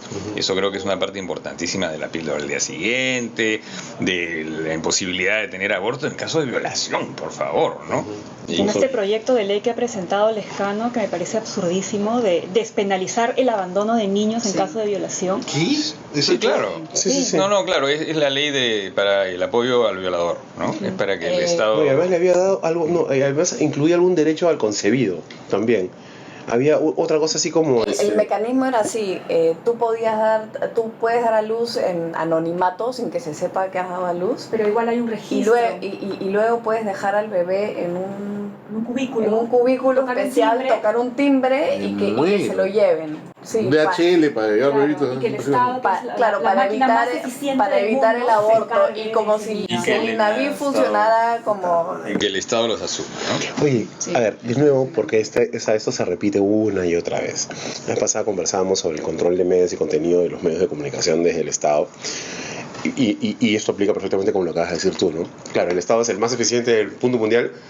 No quiere mucha gente, la gente más enterada, incluso el Lescano probablemente, que el Estado le haga un hueco a un cerro, no quieren. Pero no, que se pueda hacer cargo de los contenidos que van a ver tus hijos y también se puede hacer cargo de los bebés recién nacidos. Sí, todo bien, por supuesto. Francamente, o sea... Eso también va un poco en línea con lo que hablaba Man Ray, ¿no? Es que somos muy, muy liberales para una cosa y somos muy, muy conservadores para otra. Bueno, ¿no? muy liberales para casi nada. Yo creo que somos una sociedad profundamente conservadora, retrógrada a más no poder. En poquísimas cosas somos liberales en el Perú. Lo que somos es profundamente hipócritas. Somos hipócritas. Eso ¿En qué sí somos liberales, dirías? No, casi nada. Somos una sociedad atrasadísima en prácticamente todo. Y hay una gritería espeluznante cada vez que se trata de modernizar mínimamente el Estado, ¿no? Por ejemplo, con la píldora oral de emergencia o con el asunto del aborto en casos de violación y lo que fue, ¿no? Las drogas mismas. Las drogas y cualquier otra cosa que tenga que ver con... Básicamente creo que además con las mujeres. Pero hay y con la Iglesia Católica. Porque la Iglesia Católica está ahí y las otras también. Pero tenemos una actitud bastante torpe a veces de responder evangelística y catolicista. O sea, no lo sé. Creo que nos falta un poco de entrenamiento para poder... O sea, somos una sociedad en la que no estamos acostumbrados al debate. No se debate. No, claro. Y cuando Ignacio Medina dijo que la cocina peruana no era tampoco para tanto, te pone la cruz. Linchamiento. Y por eso digo, somos muy torpes para poder presentar nuestras ideas, para poder defenderlas también. De alguna manera, quien quiere ser liberal acá a veces también peca un poco de facho. Y ese es un problema que tenemos nosotros. No, eso no es un problema. Es un problema. No. Sí, porque al final desvirtúas todas las luchas. O sea, al final tú tienes un problema porque desvirtúas todas las luchas al final, ¿no? Pero creo que sí es un riesgo equipararlos, ¿ya? Porque yo creo que mucho más grave es el problema del conservadurismo que tenemos en el Perú, ¿no? Sí. Somos una sociedad profundamente conservadora, de las más atrasadas de América Latina. Además, estas son cifras, ¿no? Tenemos la peor educación, tenemos la más alta tasa de feminicidios, en fin. you name La it, más alta ¿no? tasa de Empieza violaciones, la de más alta tasa- violaciones, etcétera. Si todo eso, ¿no? Es O sea, si coincidencia. sumamos y lo ¿no? ponemos en una balanza, ¿qué importa que seamos medio torpes cuando tratamos de defender nuestras ideas liberales? Mira, hagamos lo que se pueda, ¿no? Pero el problema es ese, que terminas linchando a un montón de gente. O sea, por ejemplo, lo que me has dicho de la comida. Pero no se puede hablar de la comida porque terminamos y tú que estás metida en el medio de saber de eso. O sea, simplemente decir, oye, mistura más o menos, ¿no? Podría ser mejor. ¡Ah! Le cayeron, le hackearon la página. Yo no estoy tan Nadie, seguro de que le hayan hackeado la No es página. hackear, te hacen una serie de cosas para que no pueda abrir la página, que es como un ataque. Un ataque masivo, sí. ¿No? Que suelen hacer, ¿ah? O sea, no creas que es algo así de Lo han película hecho de. varias veces antes, sí. No es algo de película de ciencia ficción. No, Pero mistura es Pero sagrada. nuevamente, ¿no? Son los valores absolutos. O amamos la gastronomía y todo está perfecto y todo lo que haga Gastón es maravilloso. O la y odias todo y lo es que- miserable. Sí. Hola. Pero no hay ese O los temas relacionados al catolicismo, ¿no? O sea, el Tedeum, incluso las correas de toros, o sea, todas las cosas que nos llevan a ser un país realmente antiguo y retrógrado y básico, no se pueden tocar, ¿no? Pero esto es alucinante porque, o sea, en realidad viene desde mucho más atrás. Sí, claro. O sea, el virreinato del Perú, ¿no es cierto? Era enorme, y cuando toda América se levanta para independizarse de lo que seguimos llamando solo en Perú la madre patria, y nadie más dice la madre patria, solamente decimos nosotros. En las batallas finales, Junín y Ayacucho, peleaban peruanos contra colombianos, argentinos, chilenos. Sí, claro, Porque- claro. Y los peruanos peleaban para el rey. El ¿no? ejército O sea, creo que realista era peruano. creo que el ejemplo más elocuente de esto era Mateo Pumacahua, que después se pasa de bando. Claro. Se cambia de bando, dije. Primero pelea contra Tupac Amaru y luego pelea Claro. por la Pelea independencia. por el Tupac Amaru, lo mete adentro, Esa es la pero lo mejor ejemplo, matan, ¿no? Porque al final nosotros queremos seguir siendo una especie de reino, ¿no? Donde tenemos casa con cuarto para el ciervo y toda la vaina, ¿no? Aunque nuestra casa mida 50 metros cuadrados, tengamos cuarto empleado. Es lo caso, ¿no? Entonces de pronto el water está debajo de la ducha. Pero Que no sí. importa, pero tiene cuarto empleado, Es tienes empleado. increíble, o sea, y además eso también, o sea, es una mentalidad completamente cortesana, ¿no es cierto? Me vino a ver una editora que no es peruana, conversábamos y me dijo que había ido a un restaurante y a ti que buscabas choclo, en el restaurante estaba la familia comiendo y estaba una empleada del hogar cargando al bebito parada al lado de la familia que comía en el restaurante y ella comiendo su choclo con un tenedor con el bebito en brazos, parada. Bueno, Ella miraba esta escena y decía, debo haberme fumado un troncho. No puedo creer lo que Eso estoy pasa viendo. ahora, acá, Y eso en Perú, es pasó increíble. esta semana, ¿no? Entonces tú dices, bueno, ¿dónde vivimos? ¿No? Ahora, ya, sé que estoy siendo el más negativo de la mesa, así que voy a tratar de No, es cambiar verdad. de chip, pero porque contra eso nos enfrentamos, ¿no? Contra una sociedad, es decir, la ley del aborto, insisto en este tema porque me parece crucial, legal absoluto en los países del primer mundo tiene 50 años. Aborto para todo, legal, ¿no? Y esta gente que acá hace una gritería horrorizada con el concebido y el genocidio en masa y no sé qué, después se va a Italia, se va a Francia, se va a Estados Unidos, se van a la ópera, se van al restaurante y en ningún momento sienten que están viviendo en un lugar en donde se asesinan niños en masa, ¿no es cierto? No deberían ni siquiera querer pisar esos lugares. Se van felices a chupar, a comer, a la ópera, ¿no? Al restaurante. Todo es de una hipocresía fantástica. Como los vecinos de San Isidro, ¿no? Cuando se quejan de que les invaden el olivar y después se van a Nueva York a hacer picnic en el Central Park, ¿no? O los Sí, que quieren pues. que en su calle no abran un café, pero cuando se van a otros sitios son felices de que todo está cerca. Y hay una vía nocturna Alguien me interesante. contaba, un vecino de San Isidro que le preguntó a otro, ¿pero por qué les molesta tanto Manuel Velarde? Porque quiere que San Isidro sea un distrito inclusivo. Ah. ¿Y cuál es el problema? No, San Isidro no es inclusivo, ¿no? Es Un momentito. O sea, ¿de qué estás hablando?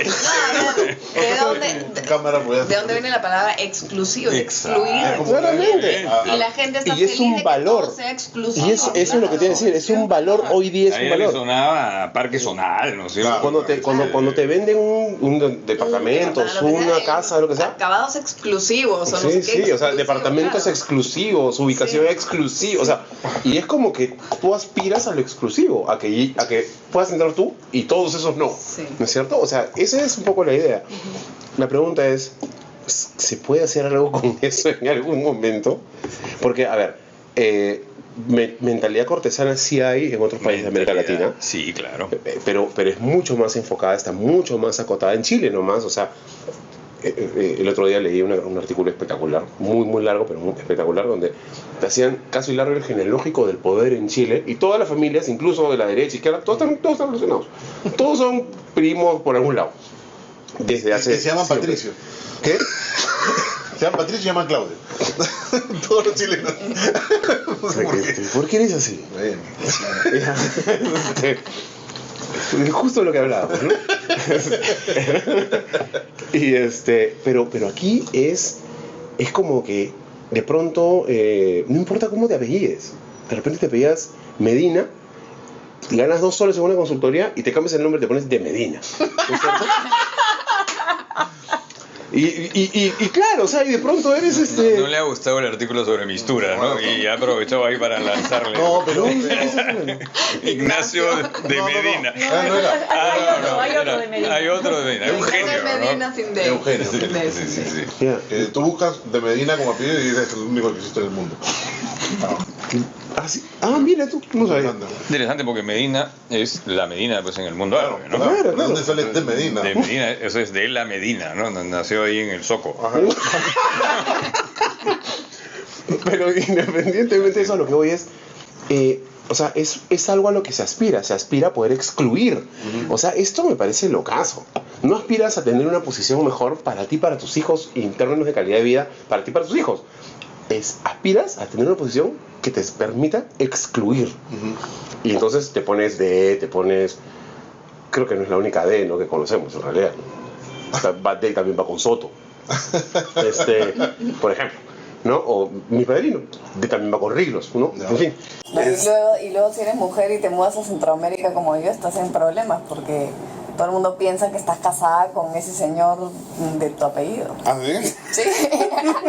¿Todavía se usa mucho ahí eso? Sí, no, es que sí, de verdad, si acá nos estamos quejando, yo me mudo a vivir a Centroamérica, ¿A Costa Rica? Guatemala. En Costa Rica y Guatemala es Hace atroz. un año y acá es el paraíso, Sí. acá es el paraíso. Allá hablar de aborto, ni siquiera hay una parte de la población que sí podría estar a favor del aborto, como acá, que hay como un movimiento a favor del aborto. Perdóneme, me van a decir mansplaining y todas esas cosas. Pero cuando decimos a favor del aborto, estamos dando la impresión equivocada. Porque no somos hinchas del aborto, pues, ¿no es cierto? Somos hinchas de la elección. Sí, de acuerdo con eso. Lo que habría que decir es a favor de la despenalización del aborto. Claro, que sea legal, ¿no? Claro. Despenalizarlo. Pero de verdad, lo que tú dices es cierto, hay lugares peores que el Perú, hay más conservadores que el Perú, y Centroamérica es uno de ellos. O sea, yo en Costa Rica, Guatemala, el machismo es impresionante. Pero no se vayan todavía. Ese es otro tema. Ese es otro tema, pero déjame abundar en lo que dice, porque tengo un paciente que es súper positivo, y entonces a veces alguna vez se me sale algo, pero sabe que no es mi rol, le digo, si este tráfico infernal, no sé qué, porque me había demorado, y me dice, en la India es peor. O sea, él siempre tiene un ejemplo. Claro. No te imaginas lo que es. Eso que te está pasando ahí, hay un sitio donde es peor. Claro. ¿No? Es como en algún sitio del mundo ya es la 1 de la tarde y puedo tomar una chela. Exactamente igual. No, pero lo que iba es esta mentalidad que es terrible, que es esto de aspirar a excluir. Mejor dicho, aspirar para poder excluir. Entonces, a ver, desde un punto de vista clínico, ¿qué cosa te dice eso de alguien? O de la forma en que se percibe o percibe el valor de sí mismo frente al resto, porque finalmente es de alguna manera en la que nos medimos. No, de una manera muy frágil, pues porque como hacemos una sociedad profundamente jerarquizada de categorías, entonces las personas tienen constantemente que estarse reafirmando, ¿no? Porque de lo contrario sienten que van a ser sumidas en la masa del anonimato. Y esto ocurre en diferentes niveles, por supuesto que mientras más arriba, con más fuerza y con más poder. Pero en general, si no tienes una amplia base de gente que se siente que tiene los mismos derechos y los mismos deberes, sino que es una sociedad en donde los derechos dependen de en qué lugar estás, Entonces vas a pelear con eso a muerte porque tu supervivencia depende de eso. Y así como hay los DS y estas especies de pseudo aristocracias, también te encuentras en los sectores populares con personas que se ponen nombres norteamericanos con una grafía muy antojadiza, como una forma de protegerse, ¿no? Es porque es la única manera de intentar preservar a sus hijos, entonces le ponen esos nombres que ves en las combis o en los taxis, con nombres de productos incluso, con fonéticas, claro, cosas raras, como una forma de tratar de ayudarlos a que no estén tan expuestos a la discriminación, porque seguimos siendo una sociedad en donde los derechos dependen de dónde estés ubicado. Y entonces si eres un de no sé qué cosa, que vive en una calle importante de San Isidro, tienes infinitamente más oportunidades en la vida que si eres pues una campesina de Huancavelica. Pero por lo menos ya hay más movilidad social. Antes no había y ahora sí. Hay un poco más, sí. Sin duda. Yo estoy cegada, pues, porque vengo lo que me he encontrado en Guatemala es ya indescriptible, pero sí veo, lo que no veo allá, acá sí hay movilidad social. Sí encuentras mucha gente que ha comenzado en una situación económica o en colegios fiscales, etcétera, que hoy día son congresistas, líderes de los principales estudios de abogados, etcétera, etcétera, etcétera. O sea, sí tienes un liderazgo. Sí, hay casos no solamente político, sino empresarial. Y esa movilidad social que no había en los digamos, en los 70s, en los 80s. La meritocracia ha aumentado, efectivamente. Y lo más triste es que gracias a Fujimori. Pero no obstante, siempre siguen habiendo barreras, ¿no es cierto? No, gracias a Fujimori podemos decir que un pata que ha sido chofer de combi ahora es dueño de un montón de casas y carros y todo lo demás. Claro, pero no va a poder tener una casa en determinadas playas de Asia de ninguna manera, así tenga toda la plata del mundo. Pero por eso sí de los testaferros, por ejemplo, francamente. Bueno, vamos a pedir que se asesoren contigo. Pero efectivamente, sí, claro, tienes razón y haces bien en recordarnos que no estamos en el último círculo del infierno. Siempre nos quedará hay Turquía. lugares más bajos. Siempre nos quedará Turquía. No estamos en... Siempre nos quedará Kazajstán. Siempre nos quedará Turquía. Claro, y yo hablo de las mujeres y es verdad, mi hermana va con frecuencia a uno de los Emiratos Árabes en donde las mujeres no pueden manejar, qué sé yo, ¿no? Están prohibidas de manejar autos, ¿no? En fin, pasamos con el último bloque y probablemente ustedes hablen todo el bloque. Sí. Bien, ahorita venimos. ¿Dónde vas?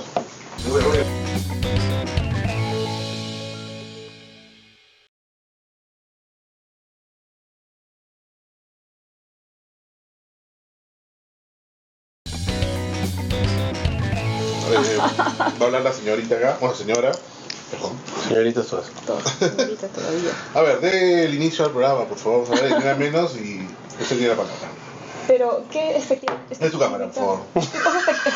Lo que quieras, así pregunta, pongamos algún aspecto del tema, porque hemos ido tocando el tema en varios programas y cada vez soltamos cosas más chirulas que otras. Entonces, lo ideal es que lo toque una mujer y nos diga, mira, ¿sabes qué? El tema es este, y démosle con palo. Yo comienzo desde señorita, por decir. A ver, yo acabo de decir señorita, acá señorita, no sé. Me ha dicho que no debería decir señorita. No sé. O sí. Bueno, es una distinción, porque los hombres son señores desde siempre. Las mujeres son señoritas y luego cuando están casadas recién adquieren el estatuto de señora. Entonces, como tu ser adulto recién comienza desde tu unión con el varón, ¿no? Como es la objeción que me da a veces mi esposa, que cuando le digo mi señora, a mí me dice, yo soy señora, o sea, pero a mí me parece al contrario, es al revés. Mi señora es como que si fuera mi ama, mi señora, sí, ¿no? No mi señora, no es mi propiedad, sino más bien yo soy propiedad de ella. Claro, ¿no? O sea, es mi señora y mi mujer.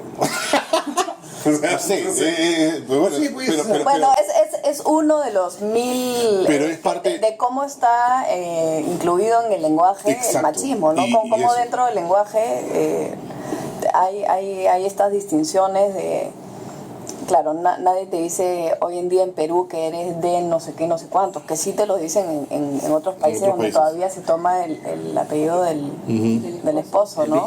Pero te lo dicen de otra forma, diciéndote señorita y luego señora, de alguna manera te están diciendo lo mismo, ¿no? Claro, y de alguna forma este tema con el lenguaje a veces ha sido bien debatido, el tema de, por ejemplo, cuando termina presidenta, presidente, todas, todos, ¿no? Y yo creo que estamos en una transición. En una transición complicada. Fíjate, Juliet Mitchell, que es una feminista y psicoanalista de las más importantes, ella dice que las mujeres tienen la revolución más larga de todas porque es la más difícil de lograr, ¿no? Y que toma por eso tanto tiempo. Y estuvo en Chile. Y le preguntaron por qué ha habido pues un montón de presidentas en América Latina últimamente, ¿no? Todas las cuales han terminado mal, dicho sea de paso, que quizás es parte del problema. Dilma en Brasil, Cristina en Argentina, Michelle Bachelet en Chile, ¿no? Y la persona que le hace las preguntas le dice, a Dilma le dicen inepta, a Cristina Kirchner le dicen histérica, a Michelle Bachelet le dicen que se basa demasiado en la intuición. Y entonces la Juliet Mitchell comenta con mucha razón, pero se puede criticar a un presidente, hombre o mujer, por supuesto, pero lo que es significativo es que todas estas críticas son de género, ¿no?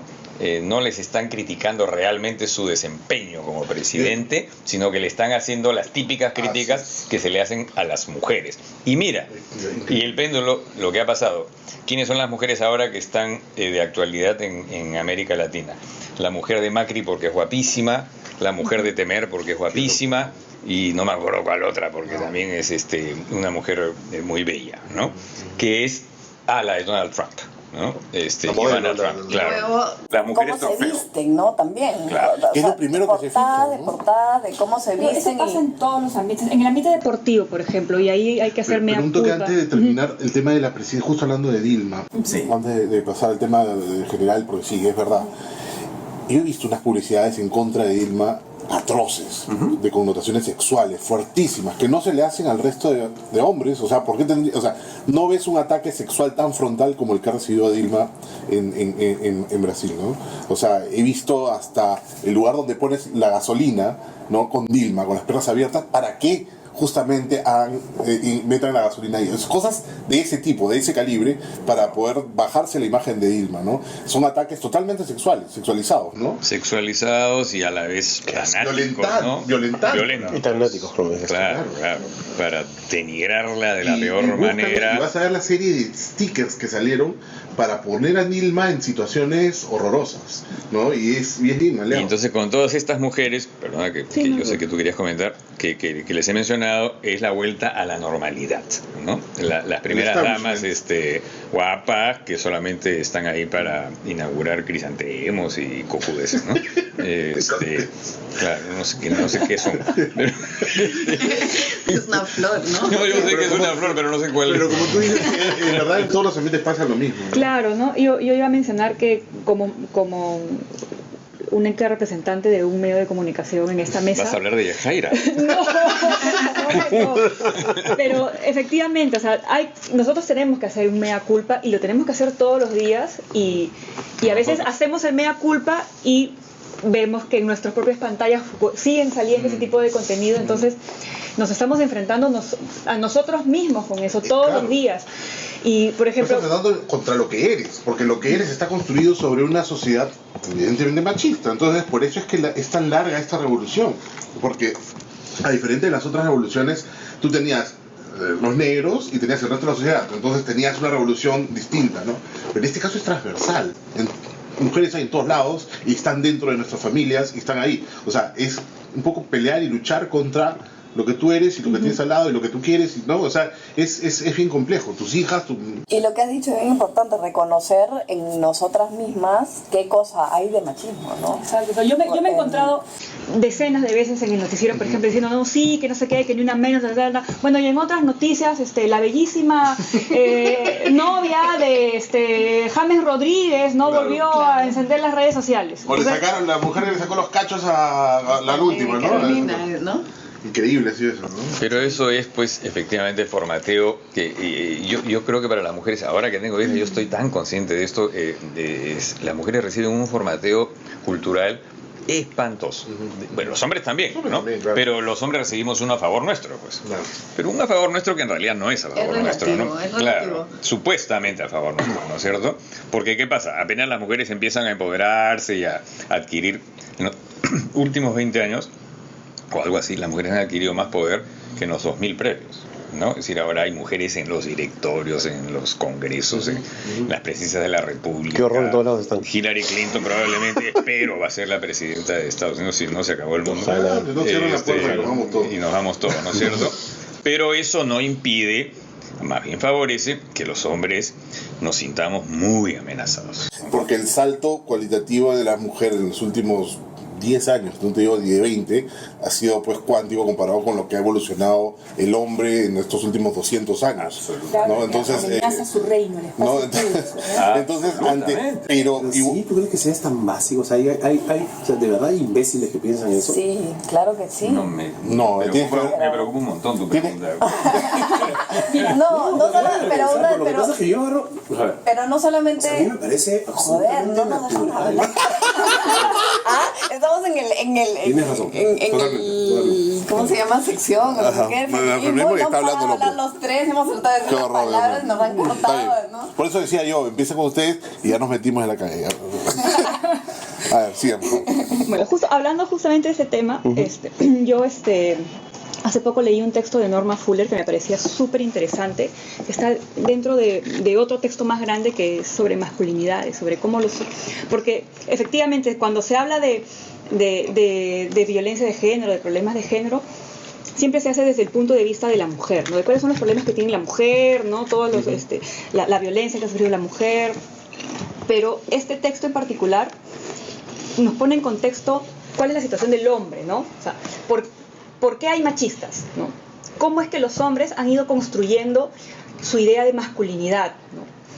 ¿Qué cosa de persona? ¿De qué son ellos? Exacto. Su identidad, ¿no? Y están sometidos también desde muy niños a una serie de situaciones que los obligan a hacer de determinada forma. Desde el chico, y quizás Jorge también o me corregirá o me ayudará en el tema. No me voy a atrever. No, pero me refiero a que el hombre construye su masculinidad en contraposición a la mujer. Es decir, tú eres un hombre en la medida en que no seas esto. O sea, no te pueden gustar las muñecas, no puedes jugar con niñas, no puedes tener gestos femeninos, no puedes mostrar tus afectos, no te puede gustar la cocina, ese tipo de cosas, también ¿no? tienes que mandar, y tienes que demostrar, liderar, exacto, tienes que demostrar, tienes que proveer, tienes que ser más agresivo, no puedes contener, tienes que dar seguridad, tienes que un montón de cosas que mucha gente no está necesariamente preparada para. Todo lo cual se resume en la frase: sé un hombre. Así es. Sí. A las mujeres nunca le dicen sé una mujer. No, sí, también te dicen sé una mujer, porque significa otras cosas. No, sé una mujercita. No, sé una mujercita. Él tiene razón. Sé mujercita. Sé mujercita, que es no estés jugando tosco, que no estés saltando cuando no debes de estar puestecita. Ahora, en realidad esta discusión ya se ha dado mucho en general. Pero yo creo que de lo que se ha hablado poco es justamente de lo que tú dices, ¿no? Cómo tenemos que revisar dónde hay machismo, incluso en el feminismo. A mí me parece fundamental el feminismo y me parece fundamental seguir peleando, por ejemplo, por derechos laborales, equidad en salarios, puestos de liderazgo, etcétera, etcétera. Pero a la misma vez veo en mucho del cierto discurso feminista la reiteración de una identidad donde la mujer es la santa, la que no puede mentir, la que hay que creerle lo que sea, la débil, por favor, el Ministerio de la Mujer y las poblaciones vulnerables, donde estamos junto a los niños y a los ancianos, en el ministerio que supuestamente nos representa y que supuestamente es feminista. Claro. La debilidad. Luego también mucho del feminismo o de cierto feminismo también profundiza aún más, porque por supuesto que las mujeres somos madres y eso es maravilloso, pero el rol de la mujer como madre sobre todas las cosas, mucho del feminismo... O sea, te define como mujer ser madre. Te define como mujer ser madre, y entonces tú tienes todas las... los derechos y deberes domésticos con respecto a la maternidad, y el hombre no puede tener los deberes y derechos domésticos con respecto a su paternidad. ¿Cuántos padres no pueden ver a sus hijos? Porque las mujeres son favorecidas en el ámbito judicial, en los temas de tenencia y de visitas, y de cómo también mucho el feminismo refuerza el rol proveedor del hombre.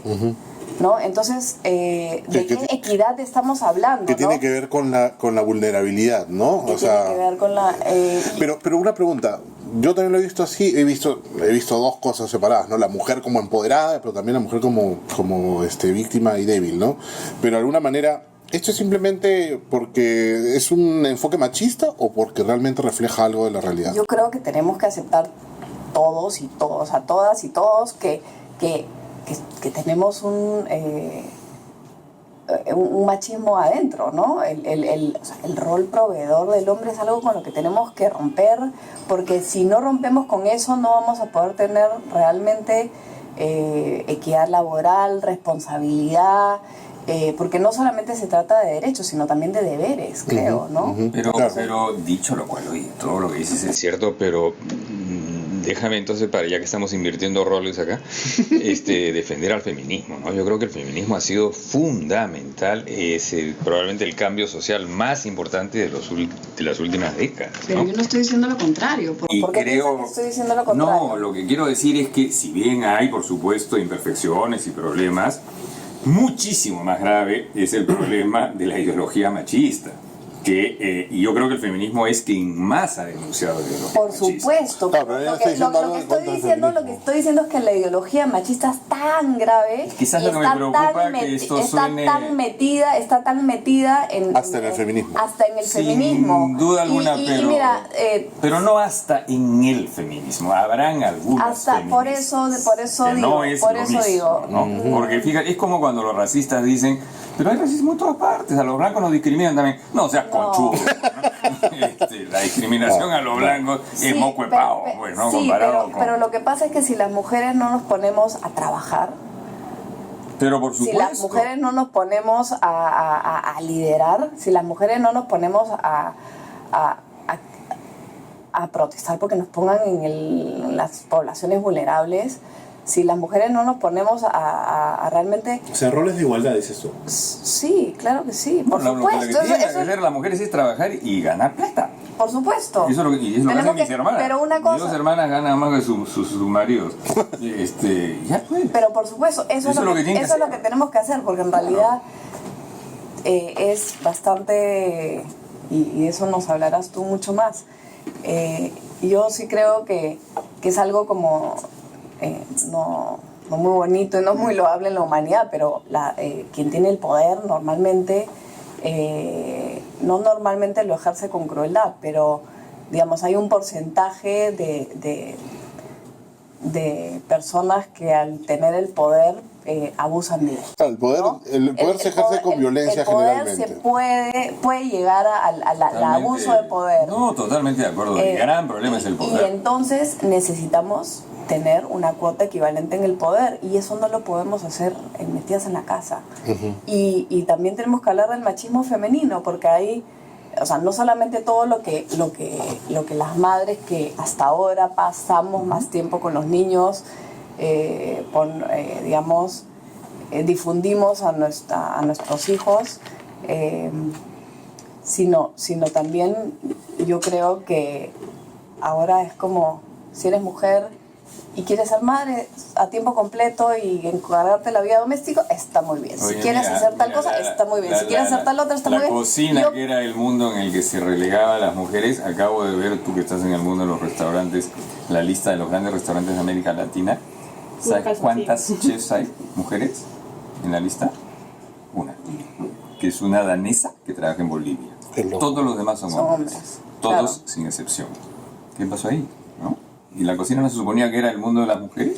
Pero lo que pasa es que el liderazgo es el mundo de los hombres. Claro. y el ímpetu es el mundo de los hombres. No digo no digo claro, que naturalmente no, pero es lo que ocurre ahora. Es lo que ocurre. Entonces, yo creo que, y para mí todo nace de cuando se tiene hijos. Cuando se tiene hijos, se asume que la mujer va a perder productividad.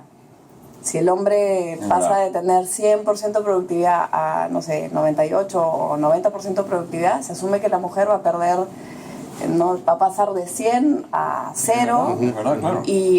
o en el mejor de los casos de 100 a 50, y el hombre se va a mantener de 100 a 95.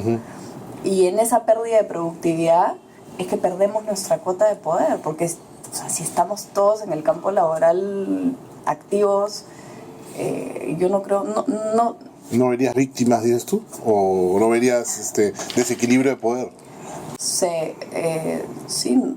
habría menos, yo creo que habría menos desequilibrio. ¿Sabes lo que yo sí creo? Que las mujeres que sí logran, como es el caso de ustedes, yo mencionaba a mis hermanas, que logran ser independientes, que logran tener trabajos interesantes, que ganan su dinero y que no tienen que rendirle cuentas a nadie, y que efectivamente ya están fuera, digamos, del terreno discriminatorio, relegado, etcétera, y que asumen liderazgo, poder, etcétera, pero fácilmente le pasa lo que nos pasa a todos, que pierden solidaridad con las mujeres que no están en esas circunstancias, ¿no? Porque dicen, yo ya no tengo problema, yo ya resolví todo, ¿no? Y sí, es verdad, hay un grupito de mujeres que lo resuelven, pensemos en el Perú, pero la inmensa mayoría de las mujeres no. Y entonces ahí es donde la lucha es muy importante. Claro, ¿no? Y ahí pasa un poco lo que pasó con este tema de Faverón, por ejemplo, ¿no? Que hay un grupo de mujeres que decían, bueno, pero si te sentías acosada, ¿por qué no lo bloqueaste? ¿Por qué no lo mandaste a la mierda en una? No sé qué, ¿por qué le seguiste hablando? Etcétera. Porque claro, están haciendo la crítica desde su propio punto de vista. Claro. Tú lo podías haber hecho, yo lo hubiese hecho. O sea, si a mí se me presenta un tipo hablándome así, en una, lo mando al diablo, ¿no? Claro. Pero de repente hay mujeres que en sus circunstancias se encuentran en unas circunstancias diferentes y asumen la situación de una manera diferente. Entonces yo creo que hay que analizarlo desde el punto de vista de la situación en la que se encontraban esas mujeres en ese momento. Totalmente. Jimena Leiva escribió un texto que me gustó mucho, yo lo cité en mi artículo en La República, diciendo cómo las mujeres tienen una sumisión aprendida, todas. A todas las mujeres las preparan para... No tengo ganas, bueno, ok, ya de repente, y terminan cediendo, ¿no? Hay todo un formateo cultural. Lo que pasa es que no nos enseñan a decir que sí en el campo sexual, solo nos enseñan a decir que no. Incluso en la marcha de Una Menos, los carteles decían, si digo que no es no, y por supuesto que si digo que no es no. Pero no te dice nadie que digas que sí. Oye, yo digo que sí cuando, eso está buenazo, cuando quiero. Yo digo que sí cuando, sí cuando me provoca, cuando me parece. No nos bueno, el placer en general no está permitido para la mujer, mucho menos para nuestra sociedad en general, pero la mujer menos, ¿no? O sea, es un tema bastante tabú, ¿no? A pesar de que está cambiando también, ¿no? Poco a poco, te digo, en el consultorio yo escucho ahora a chicas que son... A mí me da un poco de envidia, ¿no? Como no pasaba eso en mi época. En mi época había que hacer una chamba. ¿Puedes creer que pienso lo mismo cuando veo a mis amigos más chibolos así, claro, hablándolo así abiertamente? En mi época era más rochoso. No, yo escucho a mi hija con sus amigas. Igual, y me lo hice, me lo agarré, tal cual, así, hablan así, te juro que dice, escucha. Qué suerte. Qué maravilla, ¿no? De verdad, pero tienes mucha razón. Pero no les enseñan a decir que sí. Entonces, claro, la interpretación que uno tiene está diciendo que sí, ¿no? Yo sé que en el fondo dice que sí, ¿no? Claro, también hay lo patológico, ¿no? Que a propósito quieres violentar a alguien y punto, ¿no? Yo creo que eso es ahí es la mayoría, ¿no? Oye, no, sí, yo escucho historias, mira, varias veces la escuchaba, esta historia de la pastilla no es un mito. No es un mito. No es un mito. Yo la he escuchado en mi consultorio a quien le ha pasado, no unas cuantas veces. Mujeres como ustedes, ¿sabes? Gente profesional de 30 años, no sé qué. Empoderadas y todo. Y todo lo demás. En el Cusco, ¡ping! Listo. Digo, o sea, yo sé de casos que han pasado acá en Lima, o en una discoteca en San Bartolo, o en una discoteca en Punta Hermosa, o sea, No, yo creo que eso no discrimina. La pastilla que anula la voluntad y acto seguido violación. Basta con ver el tema, hablar del tema patológico y ya también un poco para cerrar esto porque es muy largo, el programa dura como 4 horas. Hay que editarlo toda la noche. El tema de ver los comentarios a veces en Facebook, ¿no? A veces uno lee unos comentarios de tipos que dice, escucha, de verdad que fuerte, ¿no? O sea, no hay un filtro, y más allá del filtro hay una construcción del mundo y el universo de los hombres y de las mujeres que es totalmente el sexo en general, o sea, aterrizándolo al tema sexual, ¿no? Y yo creo que eso tiene que ver con cómo se ve en esta sociedad, ¿no? Hablando con un amigo la vez pasada, las sex shops en algunos sitios, por ejemplo, ¿no? Sitios iluminados, bonitos, un centro comercial, tú te paseas y ves, ahorita hay un show en Madrid de sexo que está buenísimo, una feria, ¿no? De porno y no sé qué tanto, y lo pasan y lo ves entre y dices, bonito, o sea, está bien hecho. Acá el sexo, las sex shops en sitios tuburizados, oscuros, ¿no? Las páginas donde venden las cosas de sexo están por ahí, entre las kinesiólogas y todo tétrico, ¿no? No puedes decir sexo con la boca completamente abierta. No es una celebración. No, es algo que tiene que ser oscuro. Y yo creo que tiene que ver eso también, o sea, de alguna forma. Eso viene de la religión. Totalmente, todo al final parte de lo mismo, no solo de la católica, ¿no? Pero de hecho. Pero principalmente de la católica. Sí.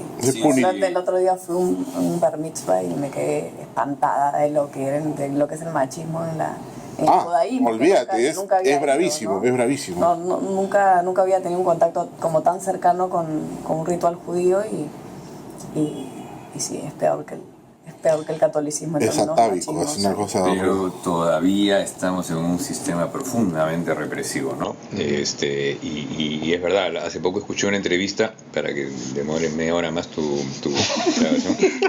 Fue el Día Mundial del Porno, ¿eh? Y me leí una entrevista a una realizadora francesa de porno.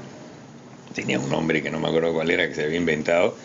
Bueno, para comenzar, era una realizadora francesa, entonces citaba Derrida, Foucault, ya te puedes imaginar, y hace porno. Y su tesis era, y la verdad que era fantástica, que no se logra ya hacer porno pagado, porque hay demasiado porno gratuito, ¿no es cierto? Entonces hacían una jornada de puertas abiertas, whatever that means, ¿no?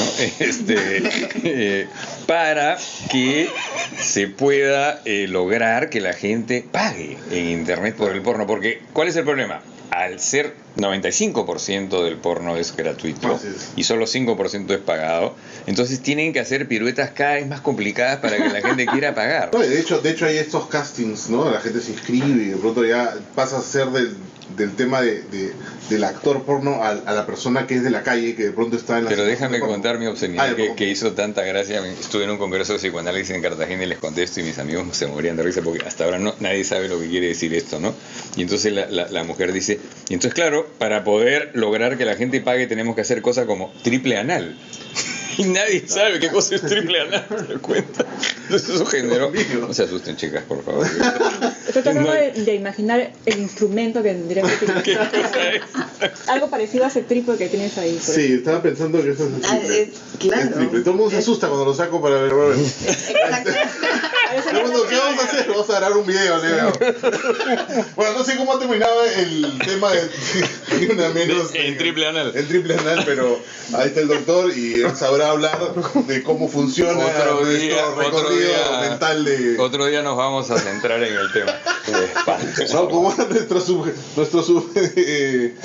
¿cómo se dice? Nuestro subconsciente nos va llevando por... ¿Podría dedicar este programa al cardenal? Por supuesto, ahí está su cámara. Sí. Cardenal, cuando quiera hablamos del tema. Muchísimas gracias, Pamela, muchísimas gracias, Andrea, muchísimas gracias. Gracias. Coqui, a ti también por sostener la cámara. Chao. Gracias. Compartan.